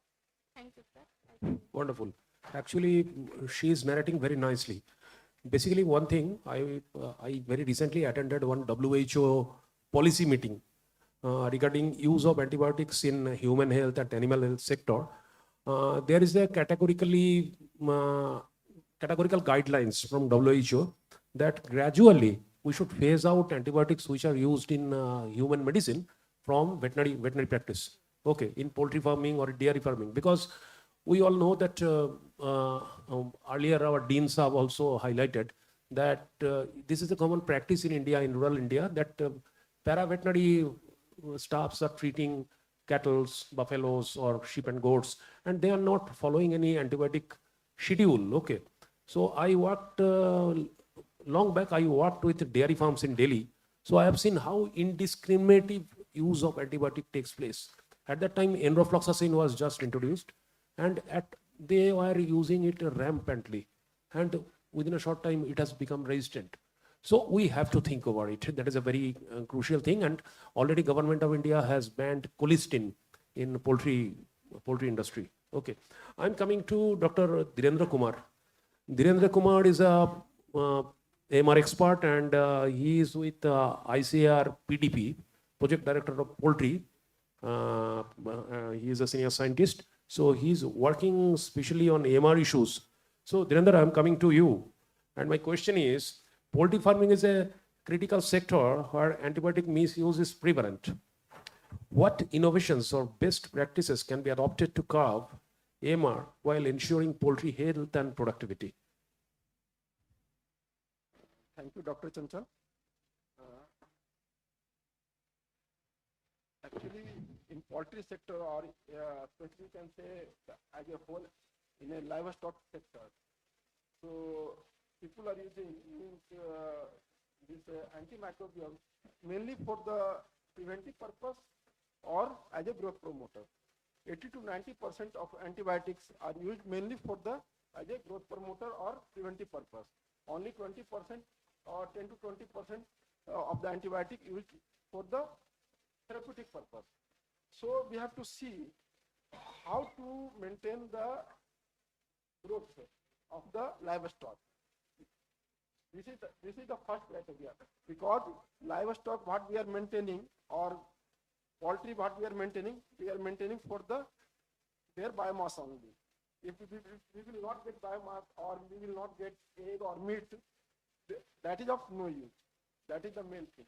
So people have come with lot of innovation, and as public health people have also described about that, so many prebiotics, probiotics, and other things have come, and they are helping to maintain the gut health. We are all knowing that in gut we have a small brain.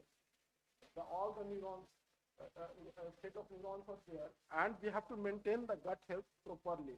If you will not, even in the human, there are lot of tests there that to use of the probiotics. Why? To maintain the gut health.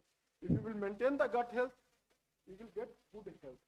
And if you will get good health, you will get good biomass health. The main thing is that. So a lot of innovation have come, like prebiotics, postbiotics, probiotics. So prebiotic and probiotics can be used simultaneously, and that can maintain gut health. The main aim of the prebiotic and probiotic to prevent the colonization of the harmful bacteria, and they are not allowing them. But one thing I am adding, if you are using prebiotic and probiotic, they are only complementary. If there is any outbreak or anything is there, you have to give antibiotic. It is only complementary. It is not a type. It cannot be used for the therapeutic purpose. It is complementary. It will improve the gut health only. So you can use it as a preventive purpose or as a complementary for the in the sector. And the second thing, lot of health therapy, as I think sir has mentioned previously also, and he has mentioned. So you have to see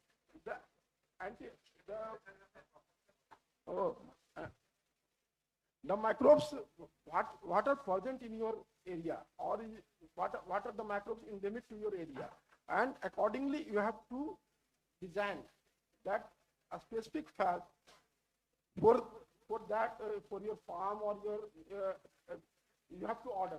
So many companies have come also. They are designing a specific fudge also for your area. And third thing, apart from prebiotic and probiotic, many phytobiotics are also coming. Phytobiotics, they are especially herbal compounds, and they are using in the manner that they can prevent as a preventive purpose. But and so many things. And I am using now in our farm thymol, carbachol, and cinnamoldehyde. These three compounds we are using for the experimental purpose, and we are seeing that how they are helping their growth, and not to use the antibiotics, not to be dependent on the antibiotics for the growth purpose. The main thing, and other things are also coming. Essential oils, what I have mentioned, and apart from the prebiotic, postbiotic, and essential oils and fast therapy, now antimicrobial peptides and other things are also coming. Like some enzymes are coming. They are directly inhibiting the growth of the harmful bacteria. So, if you want more. No, actually, I must restrict you because there are because of time constraint. What exactly we try to understand that there is no harm of using antibiotic, but the use should be judicious. The approach should be scientific, and you see, it should not be like this that आपको दिमाग में आया antibiotic use करना है, सो antibiotic आपने use कर दिया. Sorry, मैं हिंदी बोल दिया, ठीक है ना, थोड़ा थोड़ा कभी कभी बोलता हूँ, दिल्ली का आदमी हूँ. तो you have to be very, very careful when you are using antibiotic as an expert. You know, my opinion is like this, because antibiotic is our last resort to fight with bacterial infections.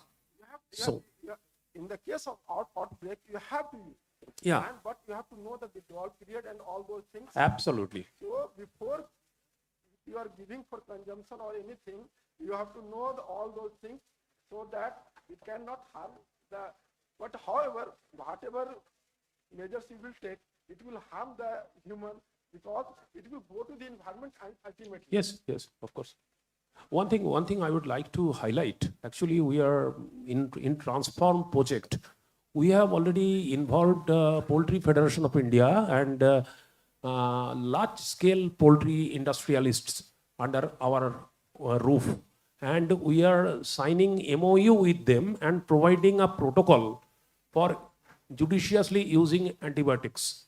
We conducted a very big seminar workshop in Delhi, and right now we started working with very, very big farms in India who will follow the antibiotic stewardship guidelines from us. We are providing it from International Poultry Council.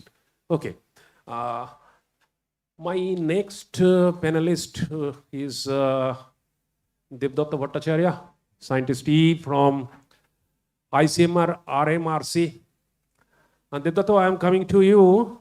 Research plays a key role in combating AMR. What promising research or interventions are emerging from ICMR to address this issue from a One Health perspective? Thank you, sir. And I thank all the organizers and the OUT for inviting me here. So, coming to the research, we all have listened about this antibiotic stewardship, rational antibiotic policies, standard treatment policy. But coming to the research view, means there are a lot of research data coming up every day from sporadic institutes, like this mutation has happened, that change has happened in the chromosome, that plasmid has come in, that efflux pump is responsible. But these all are, I think, is secondary. So we have enough data, we know enough things that why antibiotic resistance is happening. Now is the time to act. This year's Antibiotic Awareness Week, the main theme is educate, adapt, and act. So we need to educate general public. We need to adapt a new policy. We need to act on those new policies, because see, what I feel, being I'm not a medico, I'm a non-medico background, and I do go to the counters and take antibiotics when I have some fever cases of more than 3-4 days. But those things might not be requiring antibiotic, but still we take, because there is some, when my child gets ill, I think, okay, I can give the antibiotic and he may recover soon. But the thing is that what I feel, this is the time when we need to have a very strict policy in the country, because almost all the developing countries, have a very strict policies of antibiotic use and antibiotic prescription. So second is the behavior change interventions, because until and unless the general public change, there we cannot stop antibiotics, because we general public has a very big role in combating this antibiotic resistance. So we need to understand this antibiotic resistance is a much bigger pandemic than COVID. We are going to a stage where a very common infection, we will have a cut in our hand, we will not recover from it, and it will become a very big outcome, and it can cause a death also. So we are gradually going toward that stage. So if we don't start acting now, we are just pushing us to a very grave situation. Second is, if we don't make a very strict policy, ICMR now is very much into, because our DG sir has told, enough of research, enough of data generation. Now go into implementation. We have data, use those data and implement some studies where we can you show it in a very small place. You show it in a very small village. But you show that you have made these interventions which has worked and which has stopped people from taking antibiotic. Because in the labs, we do a lot of research with our test tubes and PCRs and all that. So enough of that. So and another thing, that One Health, what has come up in a very big way, where we have all need to join hand together. Because our director has already highlighted the point that we should not work on silos. We need to come to a common platform like this, share our data, and come to a commitment where we will work together to address these issues. Thank you. Yes, actually what he is highlighting, I am thoroughly agreeing with him. Basically, a regulatory mechanism should be properly implemented in our country. So, you see, I had enough opportunity to discuss with antibiotic regulation in veterinary medicine with Ministry of Animal Husbandry or ICAR. But unfortunately, it is not done in ground level. I am giving you two examples from my own life. When I was a student of veterinary medicine in Russia, okay, I used to suffer from septic tonsillitis. I earned it from India and I went there, and during when the temperature was -30, -35, -40, at that time I was suffering from tonsillitis. I had high fever. I used to go to the doctor at that time, and I was literally begging for penicillin at that time. Okay, I am talking about 1988, 1989, when I was a DVM, Doctor of Veterinary Medicine student. It was long back.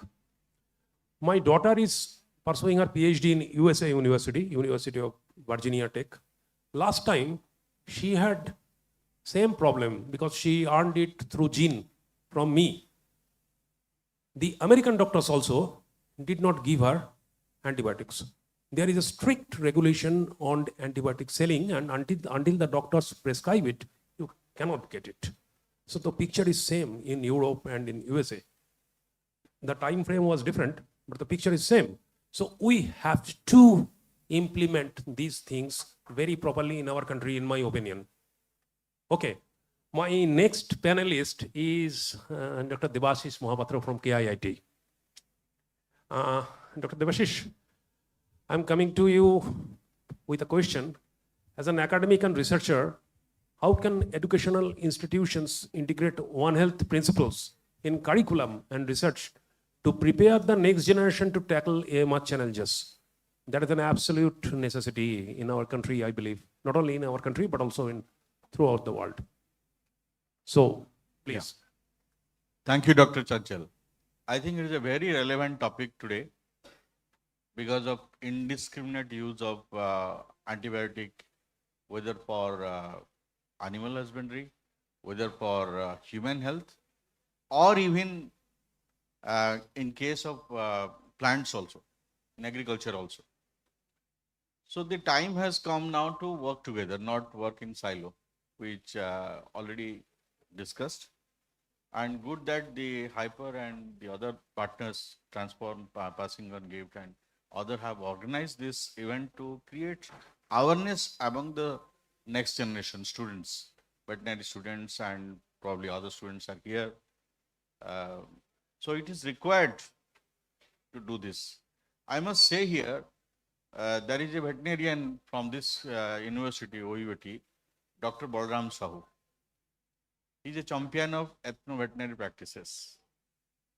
And he has been running Pathe Patsala, moving classroom. And he probably has collected lot of plants which are having relevance as per the traditional knowledge, ITK, and how the common tribals or common people, common farmer, who doesn't even have the costliest medicine, like the sir was saying, 3,000 rupees, one dose of medicine. How many tribals of Odisha, Koraput, Keonjhar can afford this? So he has that kind of practices for last so many years. I was involved working in care project after cyclone, which Dr. Ponda was saying. That time PPR was new. And that time we purchased from Nayagarh. Hyper project was the partner for care. And we purchased from Nayagarh and transmitted and served in some of the beneficiary in Jagatsinghpur, where the cyclone effect was there. And I was instrumental for doing this, as well as witness to the death of goats. Even we had insurance and no insurance worked that time, because we could not give a clinical report. Postmortem report was not available and we could not really do this. So all this era has gone. Now everything is available. Antibiotic has already developed, people are using, and we have come to a stage where everybody is using it rampantly. So there is a need now to go for a change and to go for minimum use or zero use. And that is probably possible in ethno-veterinary practices if we can adopt. That is my take. You all may not be agree, but that is my take. And like organic farming in case of agriculture, similarly ethno-veterinary practices is a thing which needs to be rampantly used rather than antibiotic. That is my take. And I think I'm teaching in KIT Rural Management College now, MBA students. And I think we have a subject where I'm teaching sustainable development. So I think this One Health practices and approach needs to be part of the curriculum. If we can do that, probably many new generation professionals will be trained on that. So that will help in some aspect. Thank you. Absolutely, Devashish. I thoroughly agree with you. You have shared a very valuable aspect of One Health. Basically, in my opinion, that we must train our next generations. That is a noble duty of us who are involved in One Health aspect. Maybe a medical doctor, maybe a veterinary doctor, maybe agriculturist, maybe environmentalist. But we must train our next generation to combat with this type of problems, and antibiotic awareness also, that is one of the major problems. So I'm thoroughly agreeing with you. Regarding curriculum, you see, actually the principal scientific advisor of PMO, Dr. A.K. Sood, he has emphasized a lot to include One Health curriculum in different aspects in higher educational establishments in India, so that the next generation will have at least an idea how to combat with zoonotic diseases, how to face this antimicrobial resistance, and how to reduce the antibiotic burden in different industries. So that is a very valuable suggestion from you. Thank you so much. My next panelist, he is Dr. Durga Prasad Das. Dr. Das from Odisha Biological Product Institute. My question is, OBPI has been a pioneer in producing vaccines and biologicals for livestock. What role the vaccine and bio-based solutions play in reducing antibiotic reliance in animal husbandry? Thank you, Dr. Chanchal. First of all, I request all the audience to give a big clap to the organizers for organizing such a great event for uniting all the stakeholders of One Health and putting one more stepping stone towards solidifying the One Health team of Odisha. Because One Health is going to a big thing in future in modern science. Because for the survival, One Health is must. When a question of Biological Product Institute and vaccines is coming, I can say that we know that prevention is better than cure. But it has been seen particularly by the farmers of the state, that due to vaccination of particularly hemorrhagic septicemia and black quarter, the morbidity and mortality has been reduced to great extent. And the use of the vaccines directly have been reduced. Particularly antibiotics have been reduced. And that indirectly has been the use of antibiotics has been reduced. So subtherapeutical use of antibiotics is reduced, and thereby antibiotic resistance is reduced. But I will say that definitely not only livestock related to antibiotic resistance in livestock. In two ways, we can say that it's very much related to human health. One is that you know that like diseases like anthrax, it is a zoonotic disease. Like that, there are more than 1,400 diseases, particularly more than 61% of infectious diseases of humans are zoonotic in nature. And more importantly, out of the emerging zoonotic diseases, more than 75% are zoonotic in nature. So those zoonotic diseases in human cases can be addressed only if it can be addressed only in livestock is covered. And it can be solved if this disease is prevented in case of livestock. So if the disease like anthrax is prevented, so automatically not only in case of animals, but also in humans also, the use of antibiotics for that purpose is reduced. Like that, it is applicable to all type of infectious diseases which are particularly in zoonotic nature. And particularly now time has come that all have told that the One Health is a unity concept. Not alone you cannot. Everybody has a One Health concept of like it is a One Health concept of medical science, One Health concept of veterinary science, One Health concept of agriculture. That cannot bring any result. We have to be unified in actually from heart, not by talk.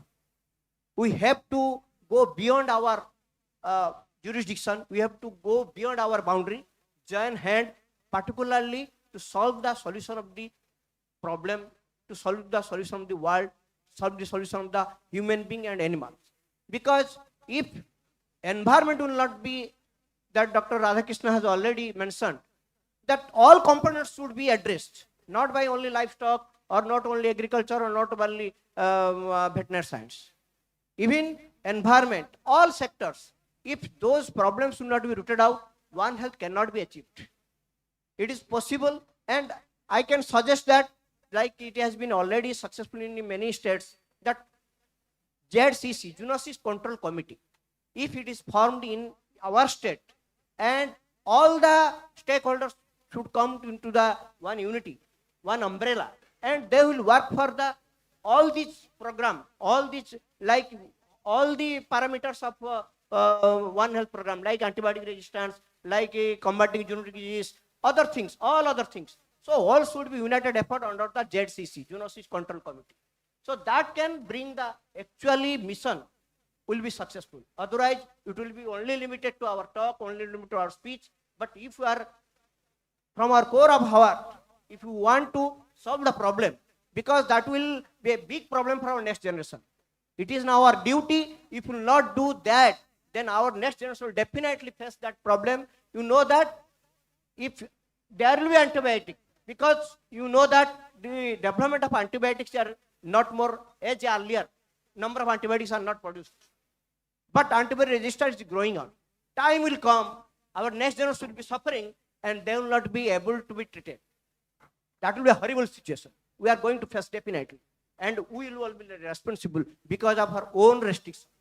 We have to go beyond our restriction. We have to unite it and continue like these events, and also under ZCC, we can solve the problem. Thank you.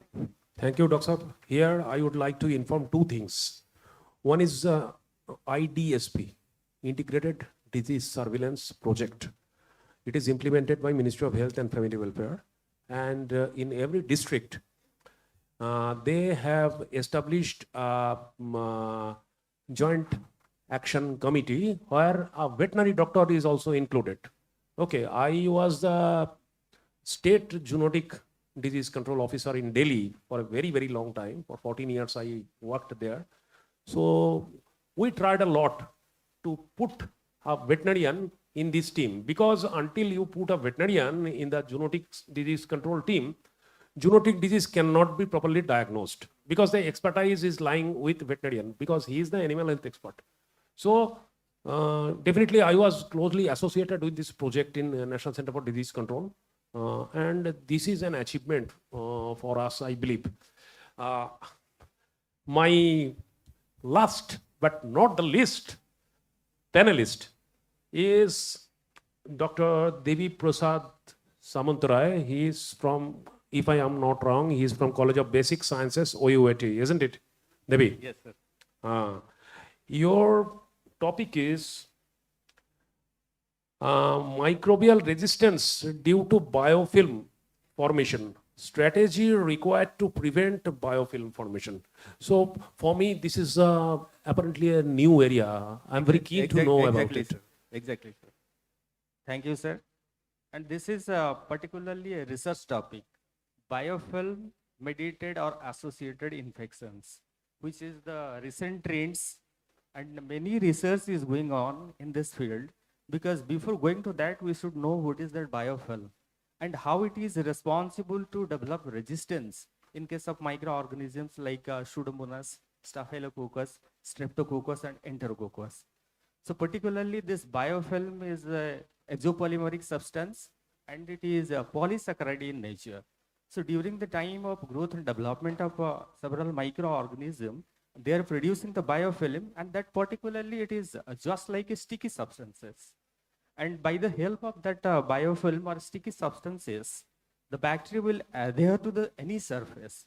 Maybe you will find biofilm in case of water, in case of door handles, in case of any other places, so that the biofilm, in the first step, the biofilm helps to that bacteria, like species of especially Pseudomonas and species of Staphylococcus, to adhere in that surface. After that, it will form a completely coat over the bacteria. It means, sir, हम ये कह सकते हैं bacteria के लिए एक bunker हो गया, पहले उस बंकर को तोड़ना पड़ेगा, then bacteria. So for this reason, it is quite difficult for entry of different drugs or penetration of the drugs first to the bunker, that is a polysaccharide layer or the biofilm layer, then to the bacterial cell. So at that time, research is going on how to regarding prevention of that things, because unless and until we are not able to degrade that biofilm as well as the bacteria, these bacteria, they may cause a different type of notorious diseases like cystic fibrosis and chronic wound infection, what was discussed earlier. But for this reason, research is going on to kill that type of bacteria, particularly by developing antibiotics with beta-lactamase inhibitor. Right? So beta-lactamase, because this bacteria has the capability to synthesize that beta-lactamase enzyme, and that beta-lactamase enzyme is able to degrade the antibiotics. So after the degradation of the beta-lactam ring from the antibiotics, that is the antibiotics but without antibiotic activity or without antibiotic characteristics. So that's why antibiotics failure is definitely in that particular case. So to prevent that things, research is going on in such a way that to develop antibiotics along with addition of beta-lactamase inhibitor. If beta-lactamase inhibitor is present in that antibiotics, so during the time of production of beta-lactamase enzyme, that beta-lactamase inhibitor will inhibit the beta-lactamase, so that antibiotics can act very effectively. Thank you, sir. Wonderful. You are remembering my research days when I was working under Professor Devi Prasad Pal in All India Institute of Hygiene and Public Health. I worked on ESBL, extended spectrum, beta-lactamase bacteria, Yes, sir. E. coli, basically. from meat and meat products. So I started remembering all these old days, old golden days. So there was a wonderful discussion what we had today, because you see, this is a rare opportunity when experts from different fields gathered together and shared their extensive knowledges on different aspects of One Health. Basically AMR, definitely. So I'm so grateful to my panelists. I'm really grateful that even I personally contacted with a lot of people. I personally visited AIMS, I personally visited ICMR. So PDP. So you see, I'm so happy that all of us gathered together and we have shared our valuable knowledge with our next generation, the students basically. I believe that this panel discussion will be very, very beneficial for them, and those who are willing to work in future in respect of AMR, I'm inviting them to get in touch with us. We will extend knowledge and you will be our knowledge sharing partner. Thank you so much. I'm concluding this panel discussion today and hand it to Soumya.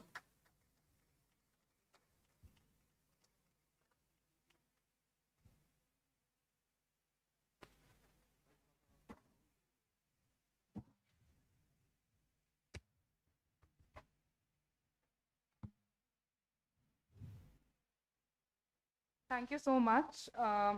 We had an amazing session of all the points that we understand or we don't know about. And now the floor is open to any questions if anybody is having, and we can raise our hands and ask questions. And anybody who is having any kind of questions related to all the discussions that happened over here, we can have 1-2 minutes of questions. If there's none, then we can conclude this session. And thank you everyone for the very active participation. Yes.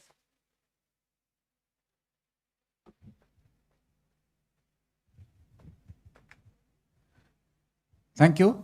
It's a very enriching panel discussion. So I'm not a kind of veteran or nor related to any kind of technical things, but I just wanted to ask one thing, just from my experience,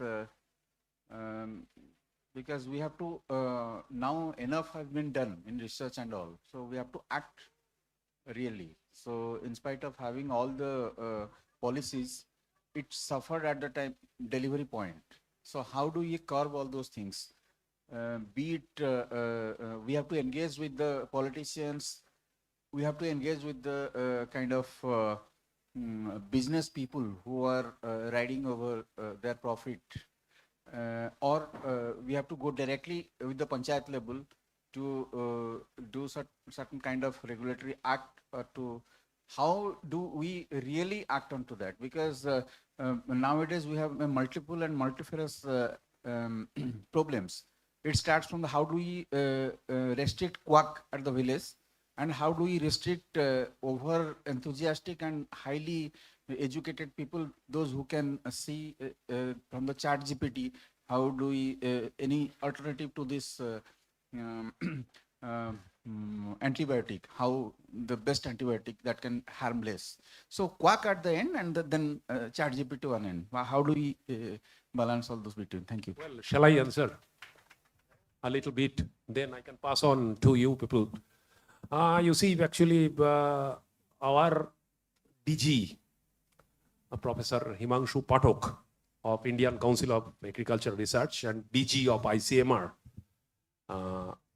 both of them have expressed their desire that there were enough research conducted in lab, but now it is high time to implement these research outcomes into land.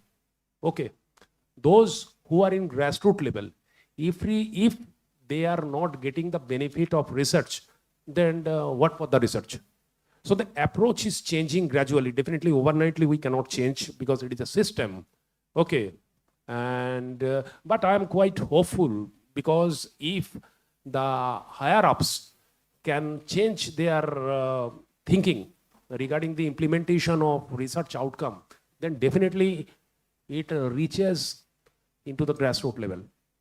Next question is regarding intervention of political leaders. I had an opportunity to attend one World Organization of Animal Health conference in Paris, long back. So there at that time, who was the DG of one of the, it was OIE earlier, Office International Death Epizootics.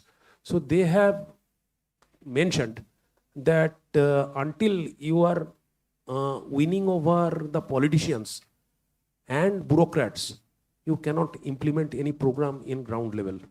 In our country, it is not an easy task because initially you have to, I was working with government for 32 years. So I know what is what, how to convince the political leaders and bureaucrats. So one thing in my understanding that you will have to adopt a very simple approach.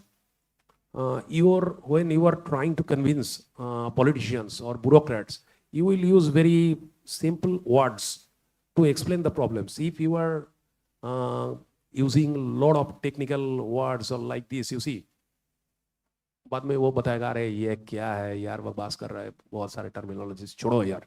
उनको ये समझाना पड़ेगा, this is a genuine problem and our rural mass or our ground level people are really suffering because of non-implementation of the policy. If they can understand this, then things will be implemented, in my opinion. So I'm passing my mic to others. If someone can highlight other things. So that is a very practical thing that you have told. So let me tell you a small thing from the medical aspect. So the core point is not to abuse antibiotics. So we have something called as formulary restriction. The WHO has given a classification of antibiotics. We call it AWARE. So it's actually an acronym. The last two is RE. So RE is reserve antibiotics.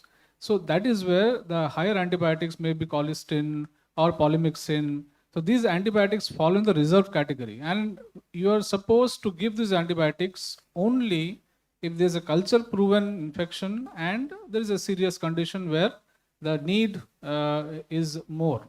So that is the reserve category. Now, if you have a policy where prescription of a reserve antibiotic requires authorization of a senior physician of the team, that would go a long way in preventing rampant use of the medication. So you have a system in a hospital where these reserve antibiotics can be prescribed only when there is an authorization from the HOD, head of department, along with the team members, but head of department should be involved in the decision making. In the same way, if you can, if the policy makers can make a policy that such higher antibiotics to be used at the ground level, at peripheral level, there should be some kind of a restriction or some kind of a authorization required from senior people, then you can go a long way in preserving reserve, because our target is the reserve antibiotics. We have the first part is watch antibiotics are those which are common like amoxicillin. Now, they will not have too much of a resistance. But reserve antibiotics are last option. If you are using them up, you have nothing else. So when we make policies, we should look at these important drugs which we need to preserve. So I think that one of the few policies can be made, but it's difficult to implement. But we can make a start, and that is one way in which we can make a start. If anybody else. I think digitization of antibiotic use, if we can prescribe at highest level, that probably can give some solution. I'm trying to say this, 15 years before when Aadhaar started, people said it is not possible. India is such a big country. How can everybody will be given an Aadhaar card or number for everybody? But it was possible. 99% people today have Aadhaar card. So I am trying to say, if any doctor, whether animal health or human health or even agriculture, starting giving any antibiotic, let it be documented somewhere. Yeah. So if it is documented, then today what is happening is everybody is just writing. I may be wrong also. Maybe I don't know whether it is already documented or not. But if it is, but today what is happening is I am going to a medical shop and asking for an antibiotic and he is giving. But that should not be practiced. He has to first give a proof that you have documented, and based on your documentation, I can give, or based on your like what Mr. Negi was saying, it is approved by senior authority, then only you can be given. So that kind of mechanism, probably bureaucrats and politicians need to make together, and we can advocate for this, because you are working pan-India and working in Delhi as well as in village, urbans, so it can be possible. Sir, and I am having another small suggestion, like implementing policies. So policy is there not to use cholesterol in broiler farms, but illegally they are using. So we have to change by, I think we can have a better approach by doing pilot studies. So if government will support pilot studies at ground level, we can, there might be 10 or 12 poultry farms in a region. We can convince 1 or 2 farms so that we can target these 2 farms, will use pre-probiotic or we will be using synthetic antimicrobial peptides, and we can show the results to the farmers. Automatically others will be interested gradually. So by that way I think we can change at a ground level from bottom approach actually. Then gradually it will be easier to implement at higher level. I have a very small question. Medical people can answer that, or others also. When we'll have the 6th generation antibiotic? If it is there, then the next generation. 6th generation. Yes, we are talking about 5th generation antibiotics. Yes. So when we'll have this 6th generation antibiotics, a lot of, I mean, 10 to 12 more antibiotics in that group. The generation of antibiotics is particularly, it's according to the class, like cephalosporins, it has its own generation. Cephalosporins also we have in 6th generation cephalosporins. Up to that 5th, it is mostly described. Fluoroquinolones, the new one which are designed there, we cannot like generalize the generation to like the colistin, polymyxin B, which we are using, those are old drugs. Phosphomycin that has made a revival, that's also an old drug, and the new generation drugs which are now marketed are mostly the synthetic beta-lactamase inhibitors, which are being combined with the beta-lactams, and they are also having their intrinsic antibacterial activity.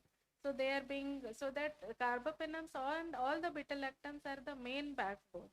So to because they have lost their efficacy due to various enzymes.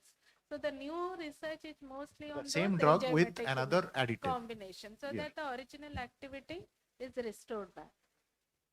Thank you. Thank you. Besides drug discovery and new drugs is a very costly business. So the billions of dollars go into making the drug, but if it develops resistance quickly, then the story fails. So there is an example of a drug in the US which the company filed for bankruptcy a year after releasing the drug because the drug became resistant. So such is the magnitude of the problem. So that is also one of the factors. It is causing the companies not to foray too much into antimicrobials. So that is again another reason why we should. It has become very much important now to preserve the current antimicrobials. Very right. I think that we have already received questions from audience.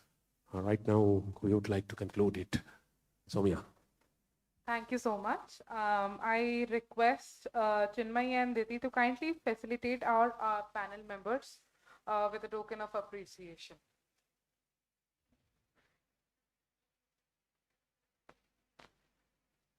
Can we have a big round of applause for all the panel members for giving their time today?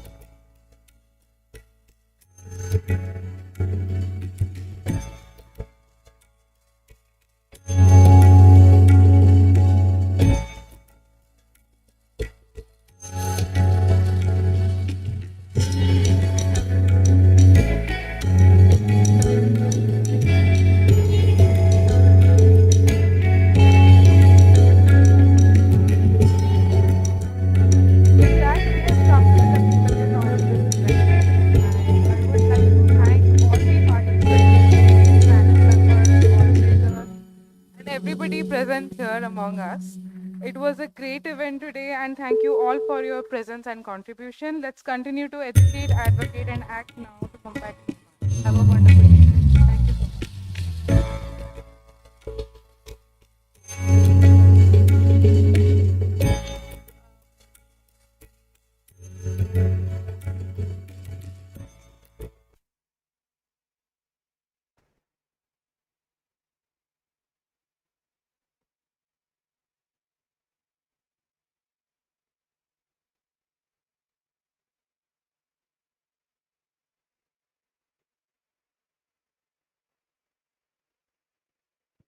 Hello everyone. All the participants present over here, can you just come here in front of the stage and we'll click a photograph together. Entirely, everyone present over here, you have given all your time, so we would request everybody to kindly come and we'll have a group photograph.